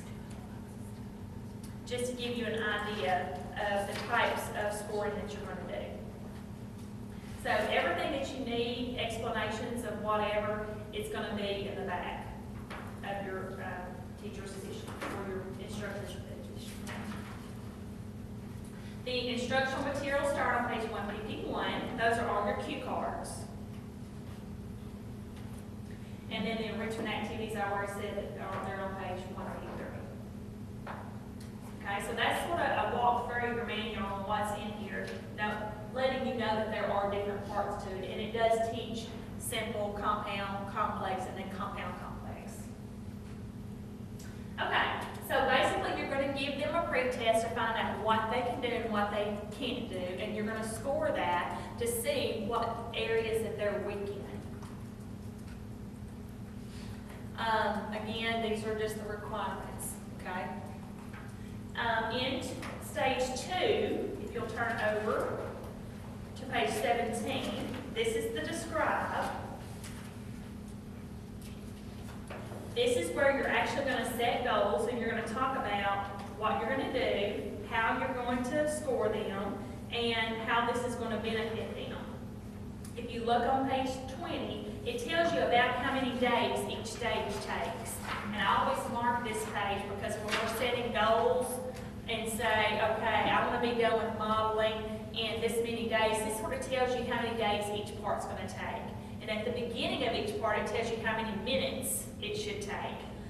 The describe is really long, so I have like little marks. I have a mark beside number 6 because all I was able to get to in our first 30-minute session was number 1 through 6. And so I just made a mark and I picked up there the next day. The describe here is really, really lengthy, but it's important for them to see all the different types of sentences. And you're running through them because you're not teaching them, you're just exposing them to what you're going to be doing.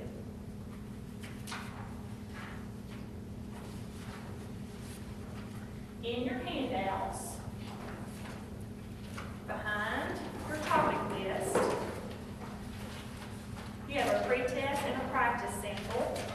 We're going to do that first before we go into describe, because I'm going to show you how we actually score some of these. Find the pre-test sample and then get the scoring paper that's right behind it.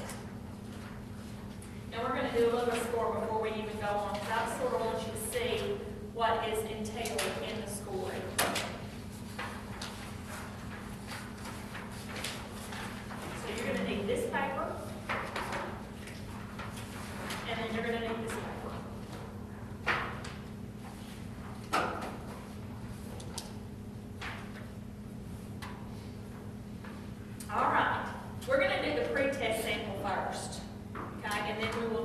one that is a practice sample, which is an advanced practice.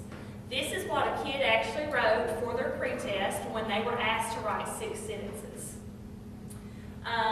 The very first thing that you do is you number the lines that the kid took up whenever they started writing, and that's done for you here. But you number the lines because we're going to refer to the sentences as far as which line that they start on, so you can find them easier. Then the next thing we're going to do is we're going to bracket every sentence, and we're going to designate that by a capital letter or a period. We can't always read to find out where their sentences are.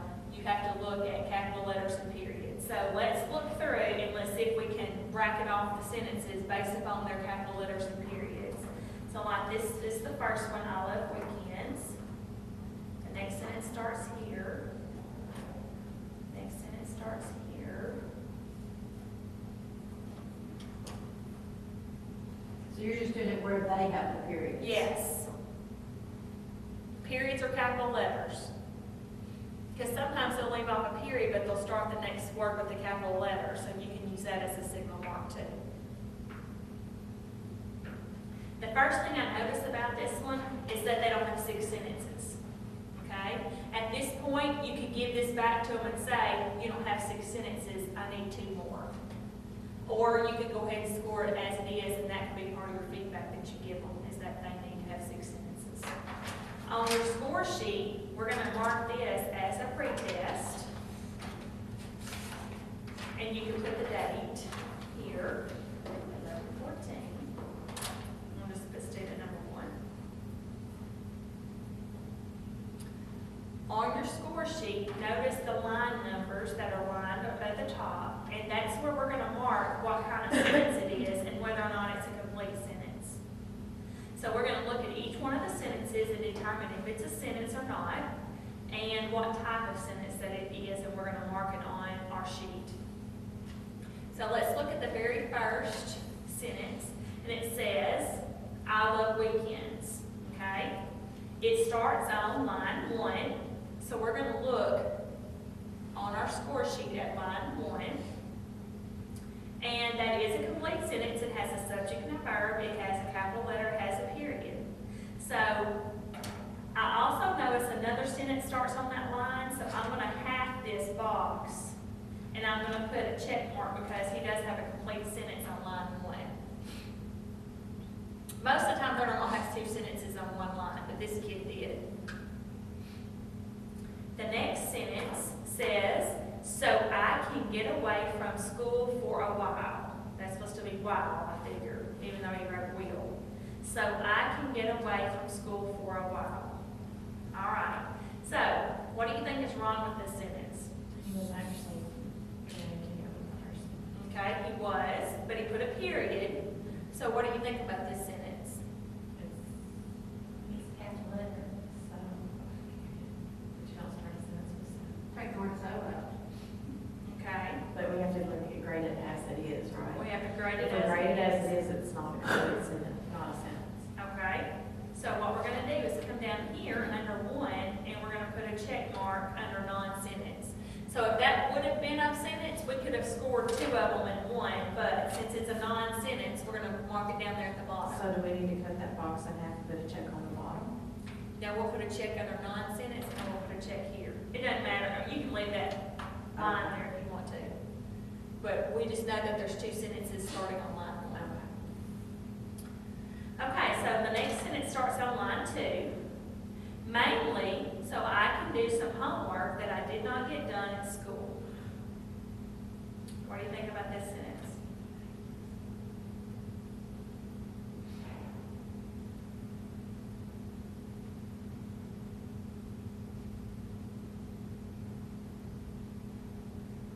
It's a comma after mainly. None is misspelled. Is it a complete sentence?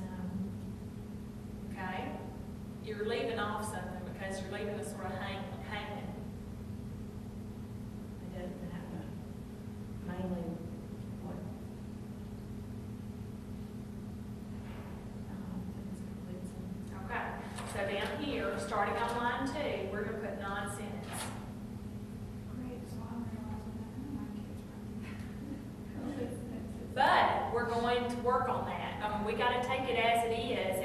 try to make their sentences better. Okay? So I would rather be brutally honest on a pretest and try to get them to improve their sentences than I would be, oh, let it slide because I really know what he meant. Because when someone reads this, when Park reads it, are they going to go, oh, I think this is what he meant? No. If it's not clear, We always tell our kids a little old lady in Cabot's gonna read the test. And she doesn't know what you're talking about. okay, so the next sentence starts on line 3. Okay? There are also things, I think that's supposed to be things. There are also things I like besides school is helping my dad working the yard or working on the car.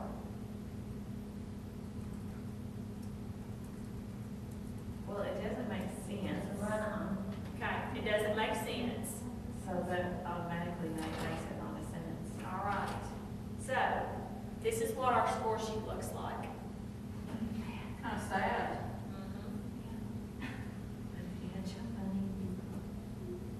You would think that this was good. Yeah, but y'all, we've got to be brutally honest with them without tearing them down, but we've got to show them how we can make them, how we can help them improve.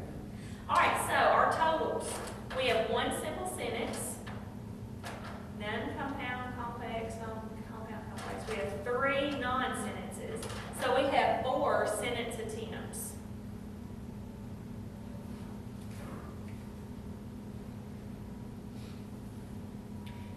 So let's look at calculating the percentage of complete sentences. This is the number of simple, compound, complex, compound, complex. How many sentences, complete sentences did he have? Just one. Oh, complete. Yeah. How many did he attempt? 4.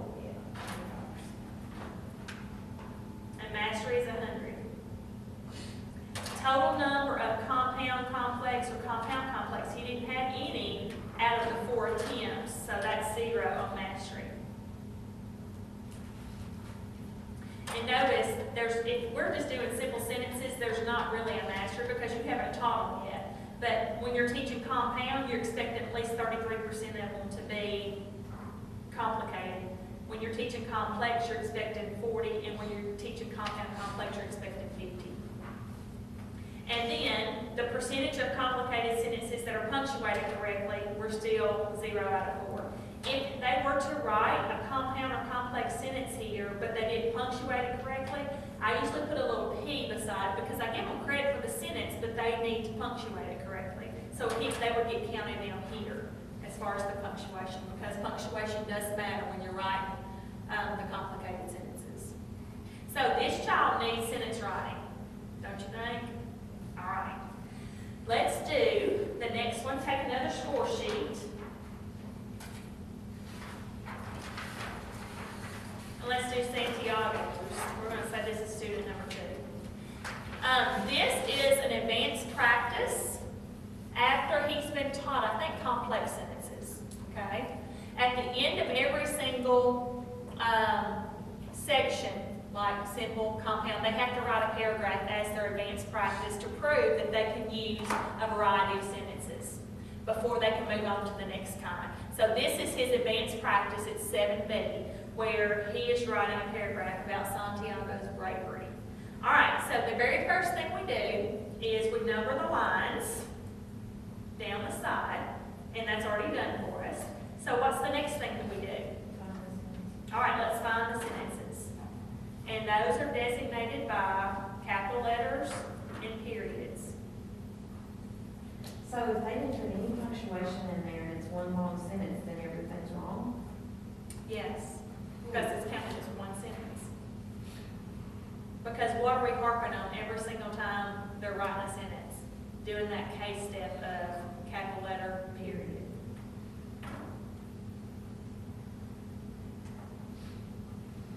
Because what does a capital letter and a period signify? The beginning and the ending of a sentence, just like those noun markers signify a noun.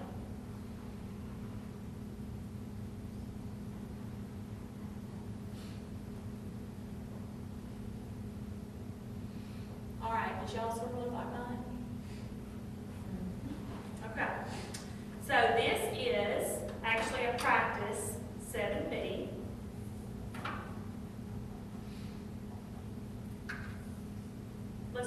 her sentence.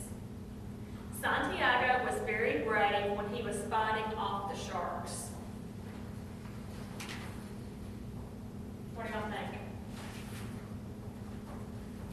I think it's a simple sentence. Was complex and Okay, why do you say it's a complex sentence? it's the Lewis word. Woo! There you go. It's got a Lewis word in it. Oh, well, that's true, that's When. so. Alright, so Santiago was very brave is your simple sentence, but when he was fighting off the sharks is your dependent clause. So this is a complex sentence. It starts on line 1, so we're going to put a check mark under complex on line 1, because he has a complete complex sentence.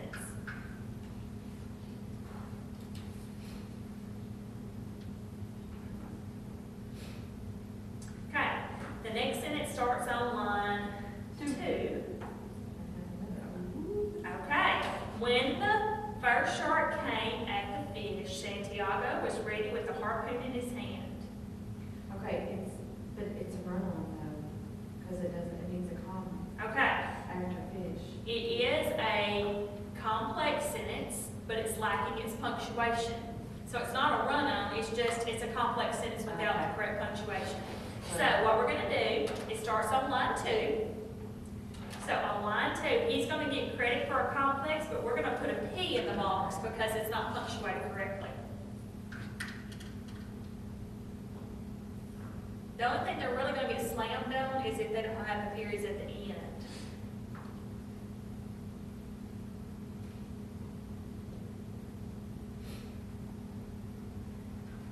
Okay, where's the next sentence start?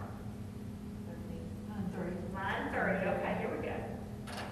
The shark came with his mouth open, and he took 40 pounds of the fish. Okay, it's compound. But it has punctuation, because we didn't need that. Really? He needs the comma in front of the and. He does? Uh-huh. She said, This I right was here. thinking semicolon, that's why I said that, Yeah. because it's too. Well, you either, and we're gonna get to these formulas in a minute, but you're either gonna have a comma, conjunction, or a semicolon. One of the That's what I was two, thinking. yeah. But you can't have the semicolon and a coordinating conjunction. You can have a semicolon and a subordinating conjunction, but not a coordinating. It's all, y'all, I can tell y'all are learning, it's all sinking in. I didn't know this either a long time ago, so it's okay. All right, say that sentence again now, so we haven't marked it yet. What now? The sentence on 3.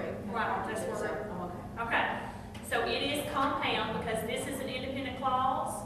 He took 40 pounds of the fish as an independent clause, and it's joined by a comma coordinating conjunction. So on line 3, we're gonna mark the compound.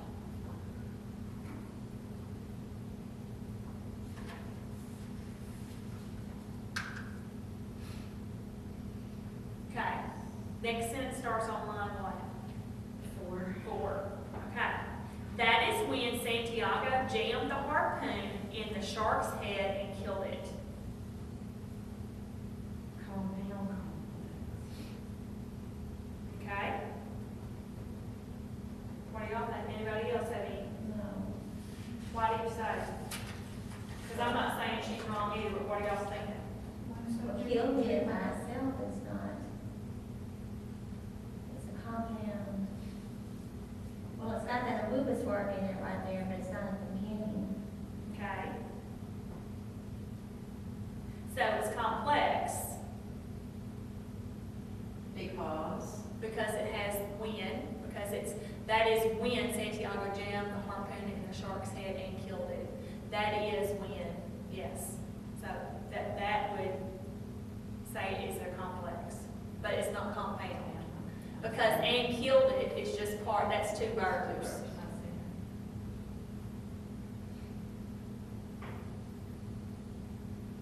This one's tricky because it begins with that. Okay, so what you And that's say what was- throws you off. One more time. It is a complex sentence.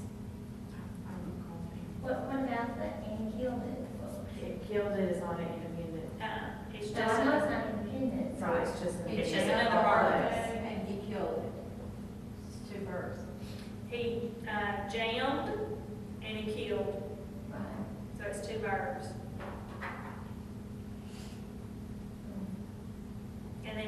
shark's head is the prepositional phrase.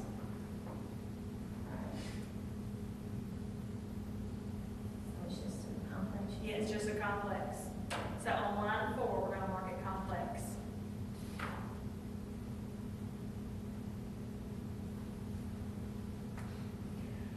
Okay, the next sentence starts on line 5. Okay.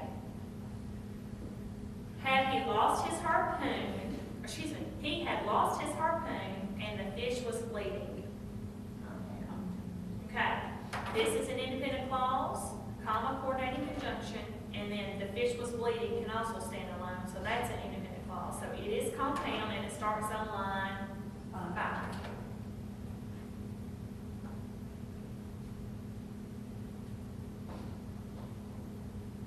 Okay, the next sentence starts on line 6. He knew that there would be more sharks coming, so he took his knife and lashed it to one of the oars. Now, I think that should be lashed it to one of the oars, but he put lashed.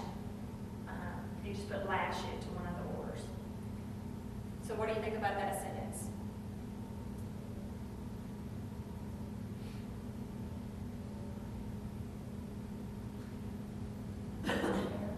It compound because comma, so is your coordinating conjunction. This first part can stand alone, the second part can stand alone because it has a subject verb and it makes sense. So that would be compound, and it is on start on line 6.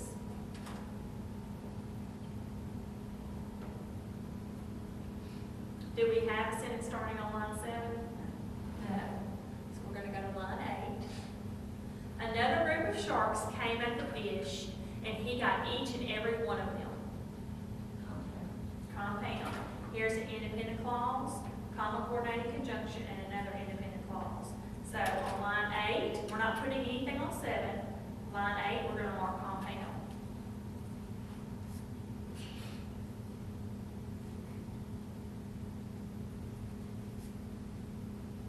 Okay, line 9. There was nothing really left of the large fish with which the sharks had torn apart. There was nothing left. There was really nothing left of the large fish which the sharks had torn apart. Complex. Okay, why do you say complex? Yes, we. It has which in there. Okay? So on line 9, we're going to mark complex.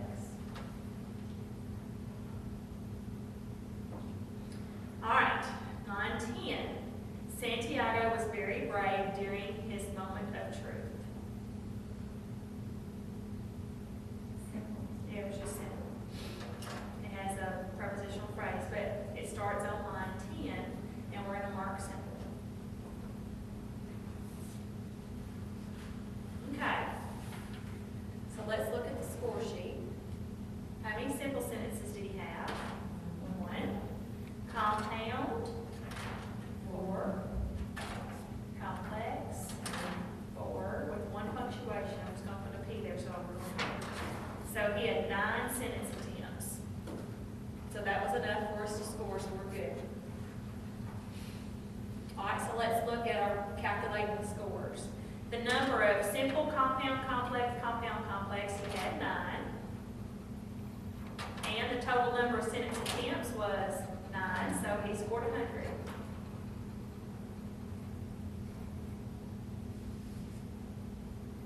Number of compound, complex, well, he had 8 out of 9. And what is that, 70-something percent? Or 80-something percent? 72. No, 88, 89. I thought that was with an 89. All right, so he exceeded that part, so he's done great. All right, now the percentage of complicated sentences that were punctuated correctly. So out of the 8 that we had attempted, how many were punctuated correctly? 7. So 7 out of 8, so 7 out of 8, Why would we have that? because there was only, Oh, okay, gotcha. Well, then the next, the one above that This should be should be 80. in One above it should be 89. This should be, Should be, no, this is right. 9 cents a ten. It should. 9, this is the total number of Oh, sentence okay. attempts. This is just the total number of complicated sentences. So your second percentage should be 89, and your last percentage should be 88. Okay? I'll just turn the light on. And I only know that because I just go on the calculator and do it. Okay, awesome, we trust you. Don't trust me without this calculator. So, this student passed his advanced practice and is ready for compound complex. Notice he didn't attempt any compound complex, but I think he's learned compound sentences and complex sentences pretty well, considering if that was his pretest. Wow.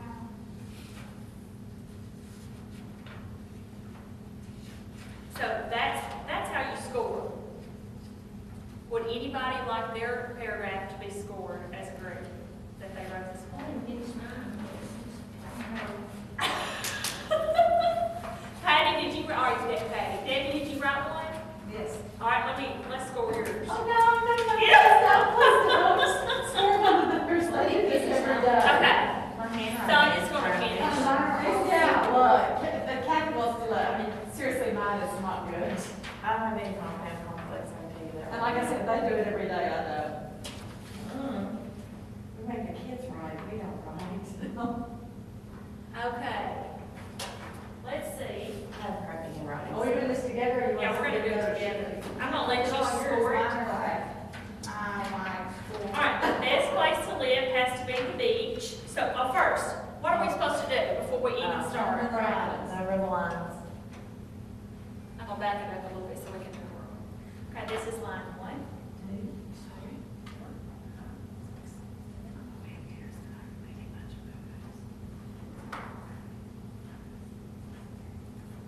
All right, she has 17 lines, okay? Now, our paper only goes to 15, so we may have to adjust our numbers at the top, Well, all right, people. okay? So, you would add more lines?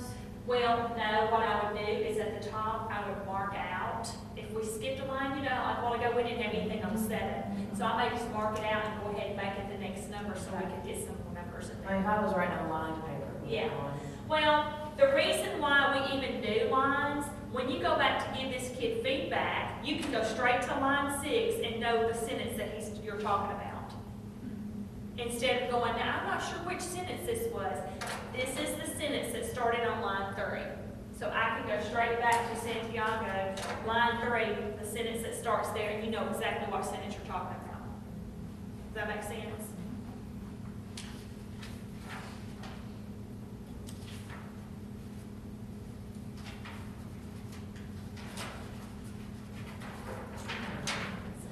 Okay, what's the next thing we do?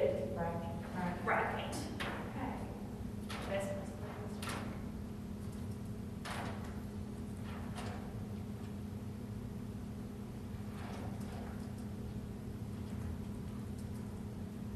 After one.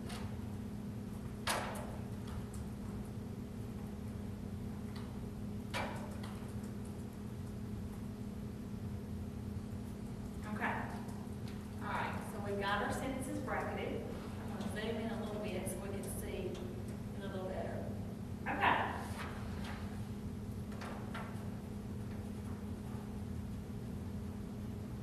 And we're going to say this is her pretest, okay? All right, so let's look. Her first sentence starts on line 1. The best place to live has to be the beach. I would love to say that's a simple sentence, but I'm scared to say it. It is a simple sentence, because look, it has to live, it has an infinitive, has, to be is another infinitive, so has is her verb, and then, yeah. So, yeah, it's a simple sentence, so we're gonna mark it right here, line 1, simple sentence. Her next sentence starts on line 2. The beach offers the opportunity to watch and hear the waves coming and going each day. The beach offers the opportunity to watch and hear the waves coming and going each day. two watch, I've got two deer. Oh, wait, there's like two. I'm just here. So. I guess I should have put. Y'all think it's simple? Let's say that. Okay, line 2, simple sentence. Okay, the next sentence doesn't start till line 5. So simple doesn't mean short. No. It just means it has a subject verb. It may have lots of prepositional phrases, it may have lots of infinitives, it may be compound verbs, but it's still simple, but that doesn't mean short. Because, I mean, you have a subject, verb, that may be a pretty long sentence. All right, so I'm going to mark number 3 here, and I'm going to put 5, okay, because I know we're going to need some lines in a minute. All right, so line 5. Knowing the different life forms that live in the water is interesting to experience seeing them in their world.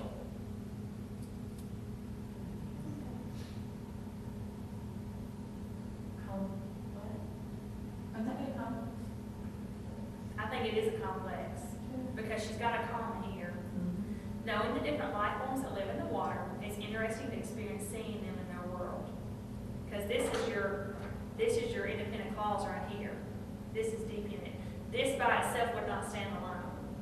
Knowing the different life forms that live in the water. Okay? So we're going to say that's complex, and it started on line 5.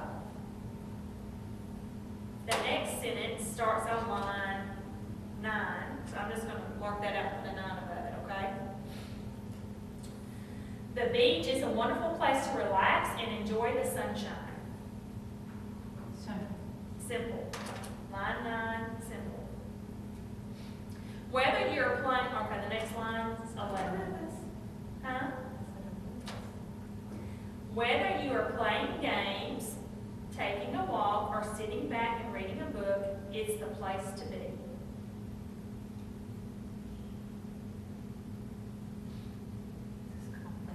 It is complex, and she's got several clauses there, or that's an extended dependent clause. But this is her independent clause. Reading and reading on Yeah, so here we go. Starts on line 11, and it's complex. Line 15, I'm going to mark this out, put 15 here. Someday, I will retire somewhere near the beach because it is the best place to live.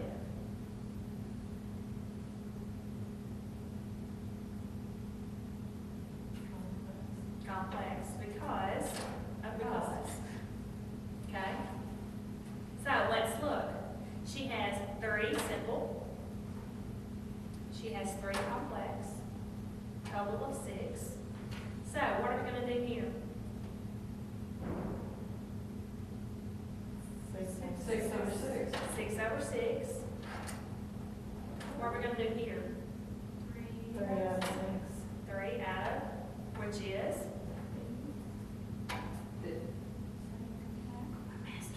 And what, here we have 3, and they're all punctuated correctly. Okay, so would this student need simple sentences? No. Would need complex sentences. They might need a review of compound, and then maybe how to do compound complex together, but she's got a good paragraph. I've even had teachers say, when their kids are writing essays, like in the regular classroom, that they were going to tell them, when I grade your paper to check for variety of sentences, I'm going to pull 1 paragraph from your essay, and I'm going to score it by this guy to see if you have a variety of sentences. Just as a check to see if you're using different sentences all the way through. Not to grade the whole essay this way, but just 1 paragraph. But if you were just writing paragraphs, do you think, this would be pretty easy to do? I think I need to go back and do this list and stuff myself. All right, we're going to go through some of the formulas and stuff, and I think you'll feel more confident, Kathy, once we do that, as far as the different types of sentences. Because I promise you, I didn't know all this either when I first started out. This is another thing that's different.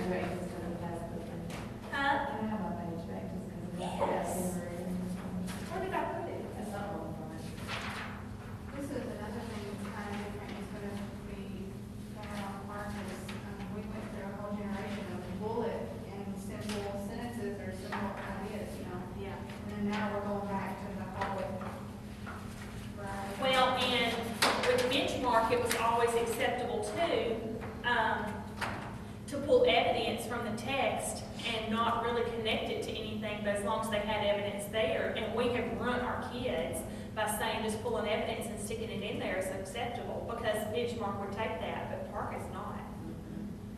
You have to introduce the evidence, here's the evidence, and then connect that evidence to what your point is. We were told, We don't have to worry about the baseline. we were told on the math, if it told them, create a factor tree to find the greatest common factor of these two numbers, and you did a different method, which got the right answer, you didn't do what it said, you were gonna get it wrong, even if you got the right answer. See, that, to me, that's wrong. Because the question should be, find the factors of these numbers and use whatever strategy that you have learned to find that, because that's what we're teaching them. We're teaching them this big variety that they're gonna Yes. narrow it down to just one. Well, and we're giving them the choice of which one that they use, whichever one they understand. Okay. On your, describe, when you're going through like the simple sentences, this is what I was talking to you about earlier. When you go through showing kids the different types, you have these example sheets, and they're in your book on page, starting on page 25. Which book? In your instructor's manual on proficiency. It goes through, and at first, you just practice with the kids finding subjects and verbs, and you read the sentences. This is where I told you some of them would be inverted, some of them would be questions, so you could address that whenever you got to it. So that's like step one, and the answers are there on page 25. Yeah, right there. Okay? When you're describing what simple sentences are going to be, every time you talk about a type, you're going to have an example that you're going to do with them. And you can go through it very quickly. You're not meant to teach. So on the top of this page, on page 25, put "don't linger here." Do these examples quickly. Okay? It already takes 3 days or so to get through this describe, so you don't linger on these example types. It's supposed to be very fast paced.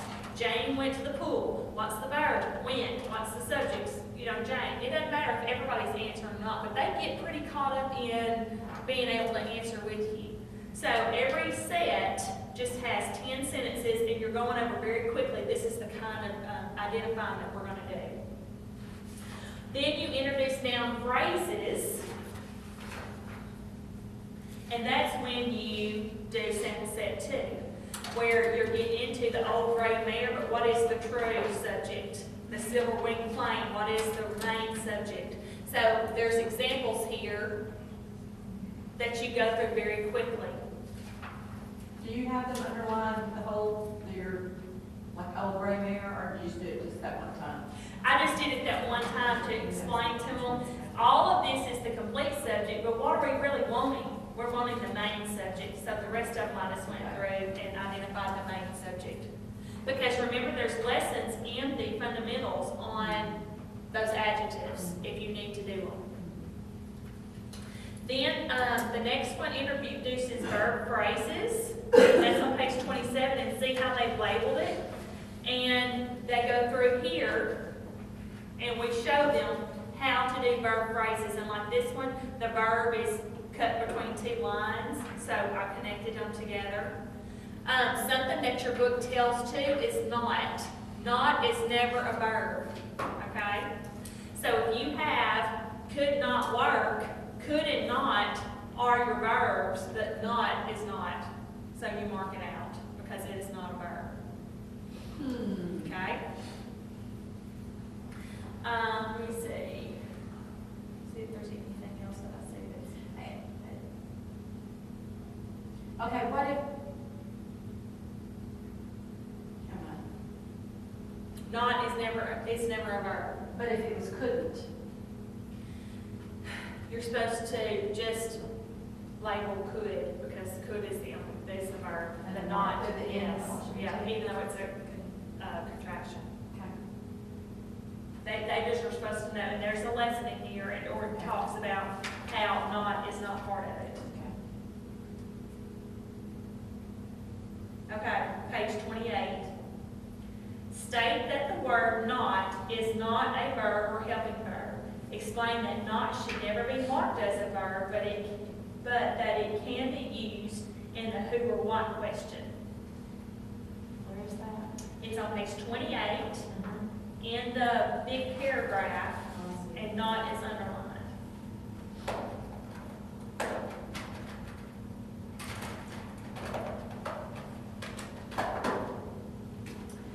Then on 17, it says introduce simple sentences in which the verb comes first. Those inverted sentences. All right, so this is some of the, you're going to talk about those, you're going to talk about infinitives. This is the only blurbing on infinitives, basically, is on page 30. And we had to look it up the first time because we didn't know what an infinitive was. So when you go through set 4, these are the examples. It's on page 30 and 31. That's where I'm at right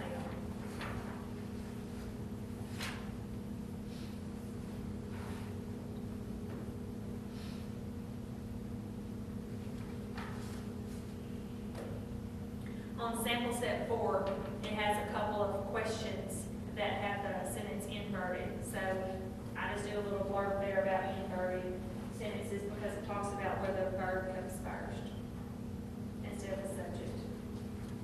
This is also when you're introducing simple sentences with compound subjects and you talk about you're labeling both of them separately.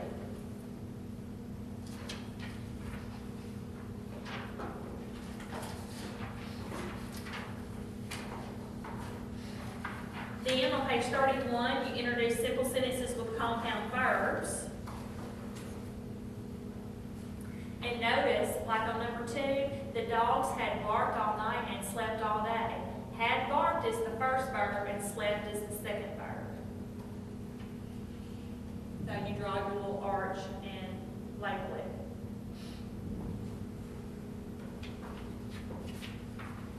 And on number 10, well, I guess it's on the previous one. Anyway, you have labels there in your book so you can sort of see what it is that's supposed to be marked. It's always good to have a cheat sheet. And then on page 32, that's where your sample set 5 is. And then your sample set 6 is when you're introducing subjects or sentences with compound subjects and compound verbs. So through these 6 little sample sets, it sort of gives them a preview of what you're about to teach. But you're running through it very quickly because you're just describing to them what it is that we're going to do. And this is in the back of ours, or is that in the student? It's 160, 160. Yeah, 116. Yes, it has the copies there. And that's when you actually introduce the formulas, SB, SSB.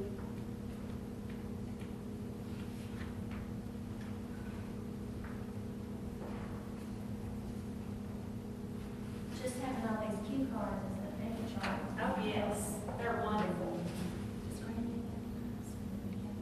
So through all your cue cards, you're going to be defining all of these words as you're going through those samples. And you've got cue cards to help you.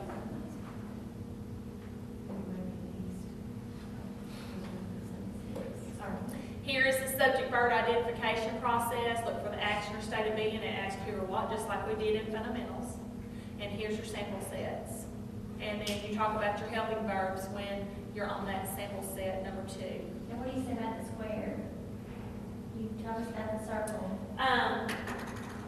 The squares, they're the ones that can be be, and being. They always have to have a helping verb. The ones that have the circles and the squares, they can be used either or. Yeah.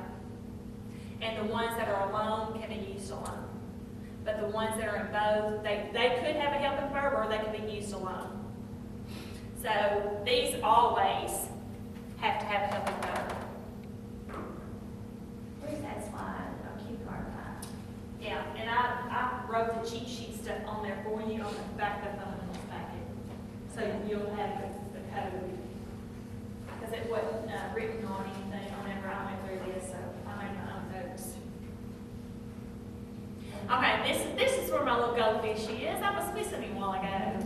infinitives are imposters, and that's on page 30.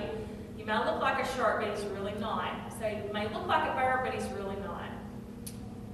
And that's when you teach them to mark out the imposters. But it doesn't really go into prepositional phrases in the proficiency book. It's only in the fundamentals. And then you go through the different types, the subject, subject, verb, verb, subject, subject, verb. All right, and then there's your formulas. So this needs to be posted somewhere, so when kids are writing different simple sentences, they know there's more than just one subject and one verb. And here's our slide again. I love this one because it's just like the other, it's showing people doing stuff. Will you mind going in reverse for a minute? Uh-huh. Go back to Susan Sings, if you will. This one? No, all the way back. Right there. Mhm. This is showing the difference, where sings is actually a verb here, and it's an infinitive here. Susan loves to Oh, sing. I thought you were marking it out, I was gonna say, it's No. Susan loves. Now, loves is the verb here, this Okay. is And- the infinitive. But sings is actually a verb here when it's just Susan Okay, sings. I'm sorry, I thought you were showing how you altered that No, sentence. taking- her brother likes to dive, Okay, but dive would be used as a verb here without the J. I'm with you, I'm sorry. I just thought it was showing a revised version of it, and I was gonna say, that's. Oh, you were confused. I was very confused. All right, then you get in your PENS formula, which what you already talked about. You pick a formula, and then you explore words to fit that formula. You note the words, and then you search and check. The mark steps are not in proficiency. So if you want them to go through the mark steps, which is mark out the imposters, ask yourself what the verb is, is it to a linking verb or an action, and then the R, root out the subject, and then K, key in on the beginning and the end. So the mark steps are not in proficiency, it's only in fundamentals, so you might want to pull that out. All it has the questions, but it doesn't actually say M-A-R-K, which helps them with the imposters and things. And this is another progress chart that you have in the notebook for kids to keep up with what they're doing. And we always make them, when they score something on a practice sheet, to score it on here so they can keep up with their own RTI trajectory. Here's the goal setting. A while ago when I told you on that page, it tells how many days it would take. You sort of go ahead and set goal dates. So if you know you want to get through this in a 9-week period of time, you can go ahead and look at the calendar and pace it out. So y'all can have goal dates of when you're going to get through all 8 stages. And that's just a management chart that you can keep up with the class if you're doing an intervention group. All right, the modeling is just basically thinking aloud, sort of like I did a while ago, where I was picking a formula, except that one didn't have a formula, but you pick whichever formula you want to do and fit the words to match, and you go through that process with the kids. So you can make sure that they are going through every single step to make sure they're writing a good sentence. And when you do this, you need to make sure you're telling them, this is what I'm doing and this is how I'm doing it, and you try to get the kids to help you as soon as you can. Okay. Verbal practice is stage 4. This is basically trying to get them to understand what it is that you're doing when you are going through the PENS formulas. If you look on page 41, it even has a list of questions for you to ask on page 40-30. I usually use a ball or something, and the kids can throw the ball back and forth, and whoever catches the ball answers the next question. So what is a sentence writing formula? What's 4 formulas for simple sentences? What's an independent clause? What's a subject? What's a verb? So you're asking them all the things that you taught them up to this point to make sure that they can verbally tell you. And then there is a little quiz at the back, or you can do the check sheet where they can just verbally tell you the things that you've been reviewing for them. Because if they don't know what to do, how to pick a formula and explore the words and note the words, and how to identify the subject and verb, they're not going to be able to do it fluently. So So they need to be able to tell you the steps. And the written quiz is in the student manual. This is really hard for the kids because it is a lot of reading involved. So a lot of times, our teachers have gone through and actually done the quiz that's in the front of the student manual together with the kids and then let them do it independently. Because it is a whole lot of reading involved. Because it's asking those same questions: what's an independent clause? What's the subject? What's the verb? The simple sentence quiz. And there's one, What is it?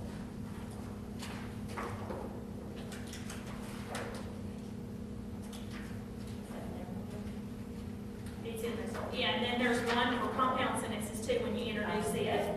There's one for complex, and there's one for compound complex.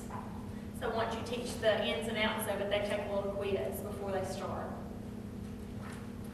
The controlled practices are just like the learning sheets, except they're just learning practice 1, 2, 3, and the mastery is 90% on these. And every time they take one, you give them feedback, and then they go through the next one if they have not mastered it. Those are in your book. Let me swap this back over. It's like simple sentence, lesson 1A.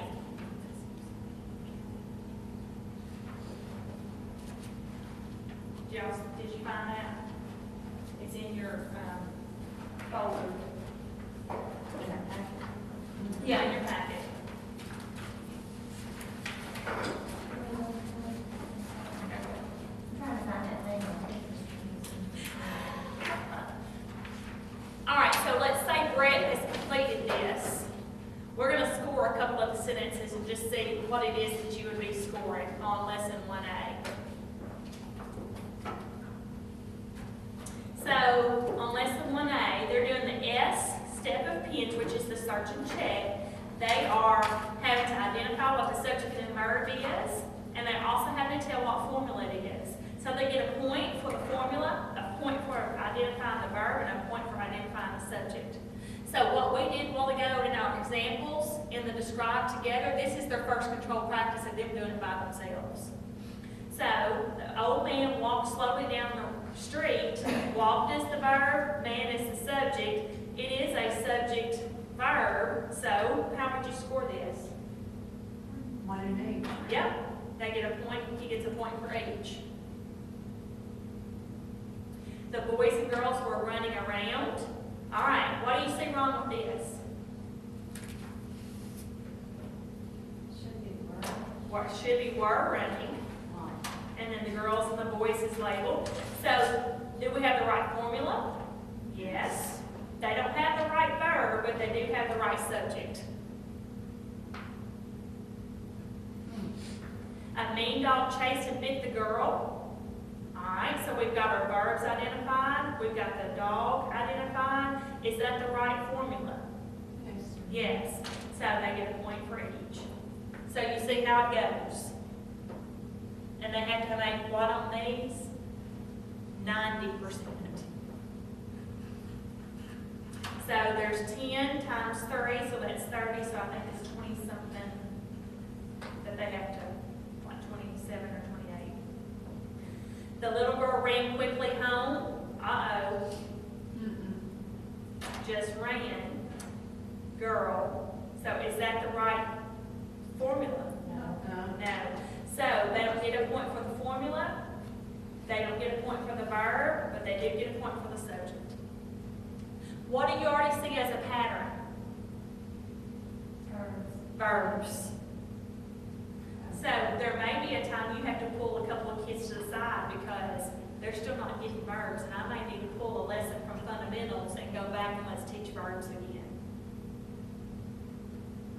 Mother and father came out of the house and comforted the girl. What's the verbs? They comforted them. Came and comforted. Oh, she forgot one again. But she has the right formula, or he has the Right formula. Right. So we've got 1 point for the formula, none for the verb, 1 for the subject. So you see how this goes in your scoring. If they don't make 90%, they go on to 1B. If they don't make 90% again, they go on to 1C. And this goes all the way through D. If they make 90%, then they stop, because they've mastered it. So you might want to make yourself a note there. Because the others were 80, right? Yes.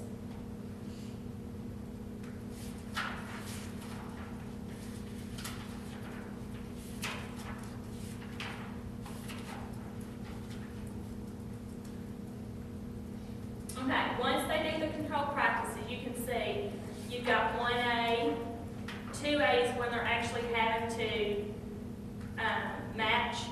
Part of the sentence is written, and they have to finish the sentence and match the formula. So they're getting scored whether or not they identified the subject and verb, if it's a complete sentence, and if it matches the formula. So each time, the complexity goes up. 3A, the same thing. Now they're having to write the whole sentence based upon the formula. And they have, they're scored whether it's matching or not. And then, they have to, their advanced practice is 4A, where they actually have to write a paragraph, and they have to mark off themselves how many of each sentence that they have written, because what we want is at least one type of sentence, of simple sentences, when they're writing at the end of this. So they write their sentence, or they write their paragraph, and then we score it to see, did they actually meet what they were supposed to meet? Okay, so the sentence that we looked at a minute ago where they had to write a formula, but they forgot to mark one of the verbs, do you count that as a subject verb, or what, a subject verb? Do you count it as one of those sentences because they got the formula correct? Well, when they write their paragraph, it doesn't matter, because they don't have to label. Okay. They don't have to label, no. When we're going through and scoring, we're just checking it off to see if they've got all the different types. Okay. So actually, Ed goes with that paragraph? Yes. Okay, I thought Ed went with the. No, Ed goes with this. Okay, And I've also included, I see that, sorry. this is something extra. These are just like note cards as you're teaching the lessons on simple sentences. The kids can fill these in as you're going through the lessons to sort of keep them on track for simple sentences. There's those example sheets. Huh? There are those sheets. Yeah, they're in there. I thought I called for some. Okay, I just wanted to sort of show you what was in the proficiency book. It's a lot like the fundamentals because you've taught everything, all 4 types of simple sentences by the time you get done with fundamentals. But I want you to at least see that it's in the proficiency book too. This is just showing you to get 90%, then you can go on to 2A. But if you don't get 90% on 2A, you have to do 2B and 2C until you get 90%. So you don't make them do the practices above 90% if they've already mastered it, because they're just going to get frustrated. All right. Do we have that? I see that they have page numbers on it. It's page 90 and page something Where at? on their slides. Oh, that's just a page, this entire slide. Yeah, like right there. Uh-huh. Down there, 69. No, that's just a slide number. Yeah, it's your slide number. I don't think it's in the book. So you send us this PowerPoint? Yes, I can. I can send you all 3 of them, Please do. just so you can refer back to it. Just We remember, won't have to do this for our group, because she said she was sending all 3 of us a plan for report back, is that right? so what are you gonna do? We may have to report back to the special ed group. Okay. Well, at least you'll have all the stuff to do. She'll do a good job. I'm standing there with you. All right, so this is Ed's. This is how Ed scored on his paragraph. He had all the simple sentences. The only thing he was lacking was he didn't have 2 subjects and 2 verbs. I would probably still let him pass on this, but I would just go back and talk to him about, okay, make sure you have one with two subjects and two verbs, but his paragraph may have not lend itself to two topics, you know what I'm saying? It was just about himself. All right, I want to get to the next part. Remember, generalization, you gotta make sure that they are using this, and the way that we've done it at school is that once we have an intervention group and they go back, if they have to write a paragraph in their classroom, they're required to put SV, SSB, SSVD on the side of their paper and mark off when they're writing their paragraph and bring it back and show us, or after it's scored, bring it back and show us that they are actually paying attention to the different types of sentences when they're writing. Just like Ed Young had to do. All right, I want to go through these very quickly because I know it's about time to go. But compound sentences. Compound sentences are basically using all four of these type of simple sentences, except now we're calling them independent clause. Okay, we're calling them an I. If they are a simple sentence, they're an I. And an independent clause, again, is a complete statement. It has a subject and a verb. And a compound sentence has two or more independent clauses. So here's the first independent clause, here's the second independent clause, and it's joined by a comma coordinated conjunction. I was gonna say, I can't find anything right now that says something you can use in thumb rule, and all that was is you cover up the and and the comma. Uh-huh. You get a sentence on this side, a sentence on that side, and it's a compound. That's exactly right. And you use fanboys. Yes, and I can't find any of that right now. All right, so let's look at the difference. The men and women met at the station and went to dinner. Okay? That's two people, two groups of people doing two things. The men met at the station and the women went to dinner. That is an independent clause. This is an independent clause. This is one independent clause. Do you see the difference?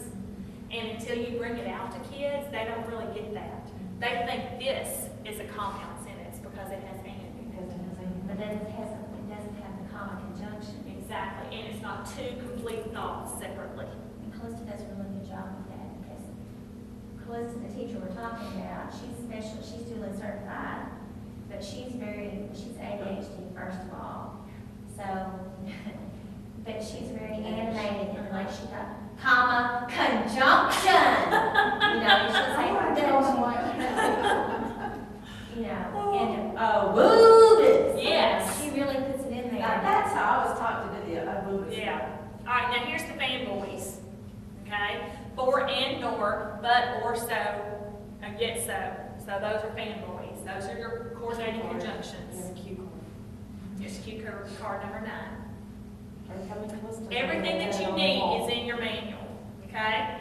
Here's the ones, the main thing is that the kids have got to learn which one to use in which time. And if you use nor, this is something that I learned recently. If you use nor, you're basically inverting the second half of the sentence. Look. So the party Oh, You're inverting the second half of the sentence if you use putting the nor. verb in the subject. She was at the party. No, Nor was she at the party. she wasn't there. But it inverts the second half of that sentence. It doesn't, you don't have the subject coming first and then the verb. The nor inverts it. You have to invert it if you use nor. Because it would say nor she was at the party. So that inverts it, so they need to be aware of I that. thought you were reading it went away and it Oh, no, no, said she no. was at the party. Well, No. no, it said she wasn't. And then you practice, what are fanboys? Let's practice. What I learned that in are, sixth grade in our school really well. and then here's your formulas. I, comma, CL. So independent clause, comma coordinated conjunction, independent clause. And those are examples with them. And then the second one is the I coordinate, or excuse me, semicolon I. Those are the two ways you can write compound sentences. No conjunction. No conjunction. Susan loves to swim, her brother likes to dive. Is that an I'm taking? Uh-huh. Cue card. Cue card. Page 162. She said you. And then these are common conjunctive adverbs too. These are used when independent clauses are joined with semicolons. So you can use these conjunctive adverbs if you're making a compound sentence too. Transition words. Yes. So, what you do is you can practice with them. Is it just a simple sentence or is it a compound sentence in which one of the formulas? So you can go through and practice which one is which. How did you do? And then now your formula card looks like this.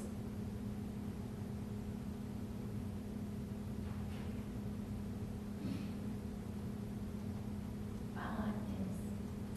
All right, let me show you real quick before we go. There's a compound sentence quiz before they start their lessons, and there's lessons on this, and it builds up just like the rest of them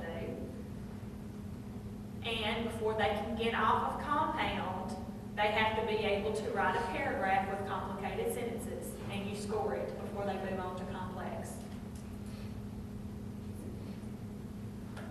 I noticed that all of us have like a little quiz in front of it, all of those sections. Like little previews. Yeah, it's sort of make sure that they understand. All right, now, complex. Several of you were really, really shabby on this a while ago.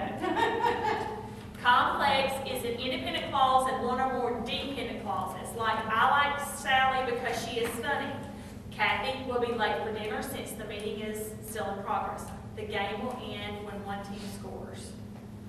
Here are subordinating conjunctions. These are our awuwas. And I included your awuwas in your packet. So those are subordinating conjunctions. Provided is a Lewis word. It is one of the subordinating conjunction. It's not in the awuwas, but it's a subordinating. Oh, It's not like she provided something, it's Right. provided, it's No, not no, something we will school. Right. I understand that. So, if the dependent clause comes first, it has to have a comma. Right. But if the dependent clause comes second, there's no comma needed. But it still has your subordinated conjunction. Until. Okay? So those are the two main things. Either the dependent clause comes first or it comes second. So I don't think it's confusing. Yes, it does. And I did not write these. I thought I had them in here. But the formulas for dependent are on a cue card.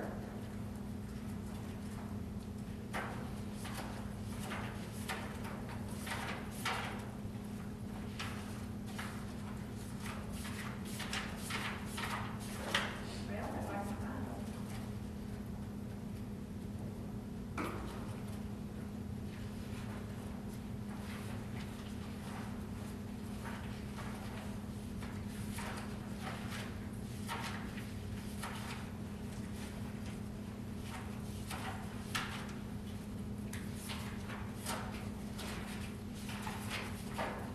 Okay. On page 84 is when it's talking about the formulas for dependent and independent. So it would be I, Instructors, and then the instructors, I, D, or D, comma, 84. 84. I. 84 is where it talks about where you're picking a formula and you point to the DI formula. Oh, okay. And then on the verbal practice on page 87, it'll show you D, comma, I, comma, I, D for the rapid fire. Would you say that? Page 87 on the rapid fire. Rapid fire. On the verbal practice. Let me see if I can find Okay, it. where is the, I'm sorry, I'm not. 87. And then number 4. Yeah, in the instructor's manual. There's questions there.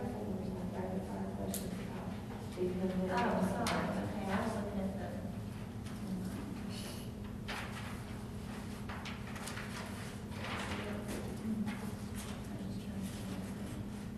Yeah, because it doesn't say in the bold, that's what you're looking Yes. at. Okay, so anytime that you are having the have, y'all may have to model for them too. Y'all may have to actually think through a process like what you did just then, and you wrote a paragraph, and you went through and checked to make sure you had all the different kinds. You may have to model that for them the first time. And then here, I did not put this in the PowerPoint, but these are the different formulas that you're gonna end up with on your card. And you need to put that in PowerPoint when you send it to us. Yes, ma'am. So here's your SVs, and then your compound. There's your complex. This is where it gets shabby, compound complex. See, I don't. That's where it gets hard, because you've got dependent, comma, your independent clause, comma, coordinating conjunction, and another. So basically, there's your compound. But if you put a dependent clause in front of it, it's now compound complex. When I get ready for So, bed, do you put it? I like to. Brush my teeth, and And then then, I go, yeah. So here is the I, comma, I, but then you add the D in front of it. Here, you have the independent clause, and the dependent clause, comma, coordinating conjunction. You're just sticking the dependent clause in a different place. I don't do anything with semicolon. I would really need to go back and brush up on all I of know. Then you put the dependent clauses at the end. So basically, you're either choosing to put the dependent clause at the beginning, in the middle, or at the end. And you can have more than one dependent clause. And your You can have the semicolon, dependent clause at the beginning, middle, and end. your semicolon replaces the conjunction. Yes. The comma coordinating conjunction. Yeah. I'll wait on the right. You can use that interchangeably, however. Yes. I don't think I ever knew. I didn't know that either. Yeah. Anytime you can put a semicolon in the place of a comma coordinating conjunction and connect them together. Wow. Yep, and you're pausing just like you would at a comma, and then you're doing your second one. So is there a time that it's better to use the semicolon versus? Really? Okay, so. it's- Basically, when you're making two statements, and you're not saying and or but or, you're just making two statements, but they are connected together in some way. what if you said although? Although that would be one of those, That would be the subordinate. no. that would be the semicolon, although, You say subordinating conjunction? yeah, well, yeah, Yeah, that's a make that word subordinate. up. Yeah, it is subordinate. That's one of your WUPAs, isn't it? Okay, like on mine, I used, like sometimes. Uh-huh. Is that like what you're talking about? Yeah, sometimes I would, yeah, because that's more like an adverb, because it's telling when. It's an adverbial. Yeah, And verbal phrase. yeah. It's the actual. No, because you know these things. Well, see, that's getting deep. I don't want to get deep. More than likely, the kids you're working with, you're never gonna touch this. You're gonna be right up here. And if you can get them to write complex sentences, you're good. And really, Don't you get simple sentences? they write the complex sentences better than they do the simple sentences. And I know that's crazy because they talk in when and while and until. They are always using, and because, they are always using those words. But see, the lady I work with for literacy, she tries to get down there with those other ones, and then nobody gets it. I mean, not even the smart kids get it. Yeah. And the problem is it confuses them. Yeah. Because probably somewhere along the way you missed a step in the lesson. But if She you- talks really fast. But too, if you though. taught complex sentences to the level of complex sentences in proficiency, they have no trouble putting this together. Even though this looks confusing, you're introducing them one at a time and showing the differences. If they have this down, this is not hard. Because if you really look at it, it's just a compound sentence and then you're putting a dependent clause with it. But you said a semicolon can replace a comma conjunction. Yeah. You just can't put both. Like the example I had earlier. Let me back up a little bit. And I know I flew through this other, but I wanted y'all to at least see what it was that it would work up to higher levels. When we were looking at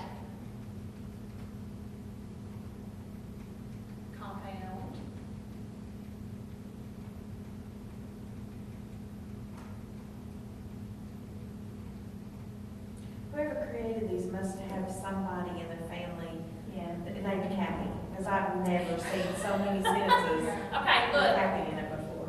my cat can be quite lazy, but, okay, so those are with common coordinated conjunctions. Here's the ones with semicolons. Jason was highly respected. He was always such a responsible person. But if I wanted to say, Jason was highly respected, yet he was, common. So yeah, it would be opposite, so it would have to be And he was always such a responsible person. It would be common coordinated conjunction and. Really, you can only use it when they are, when you use and, I think. It can be an opposite sentence.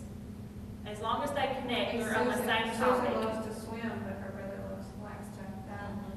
Yeah, it can replace any of them. This is the one that's under top because teachers don't understand it. But these are the only two ways that you can make a compound If I get a sentence. right sentence with a comma in it, that makes sense. Yeah. Oh my goodness. Doing a double backflip. Yeah. That's terrible. But once they learn it, a lot of times they would rather use the semicolon because then they don't have to choose which coordinated conjunction they're gonna do. So whichever one, it works for all of them. Okay. Do you have any questions for me?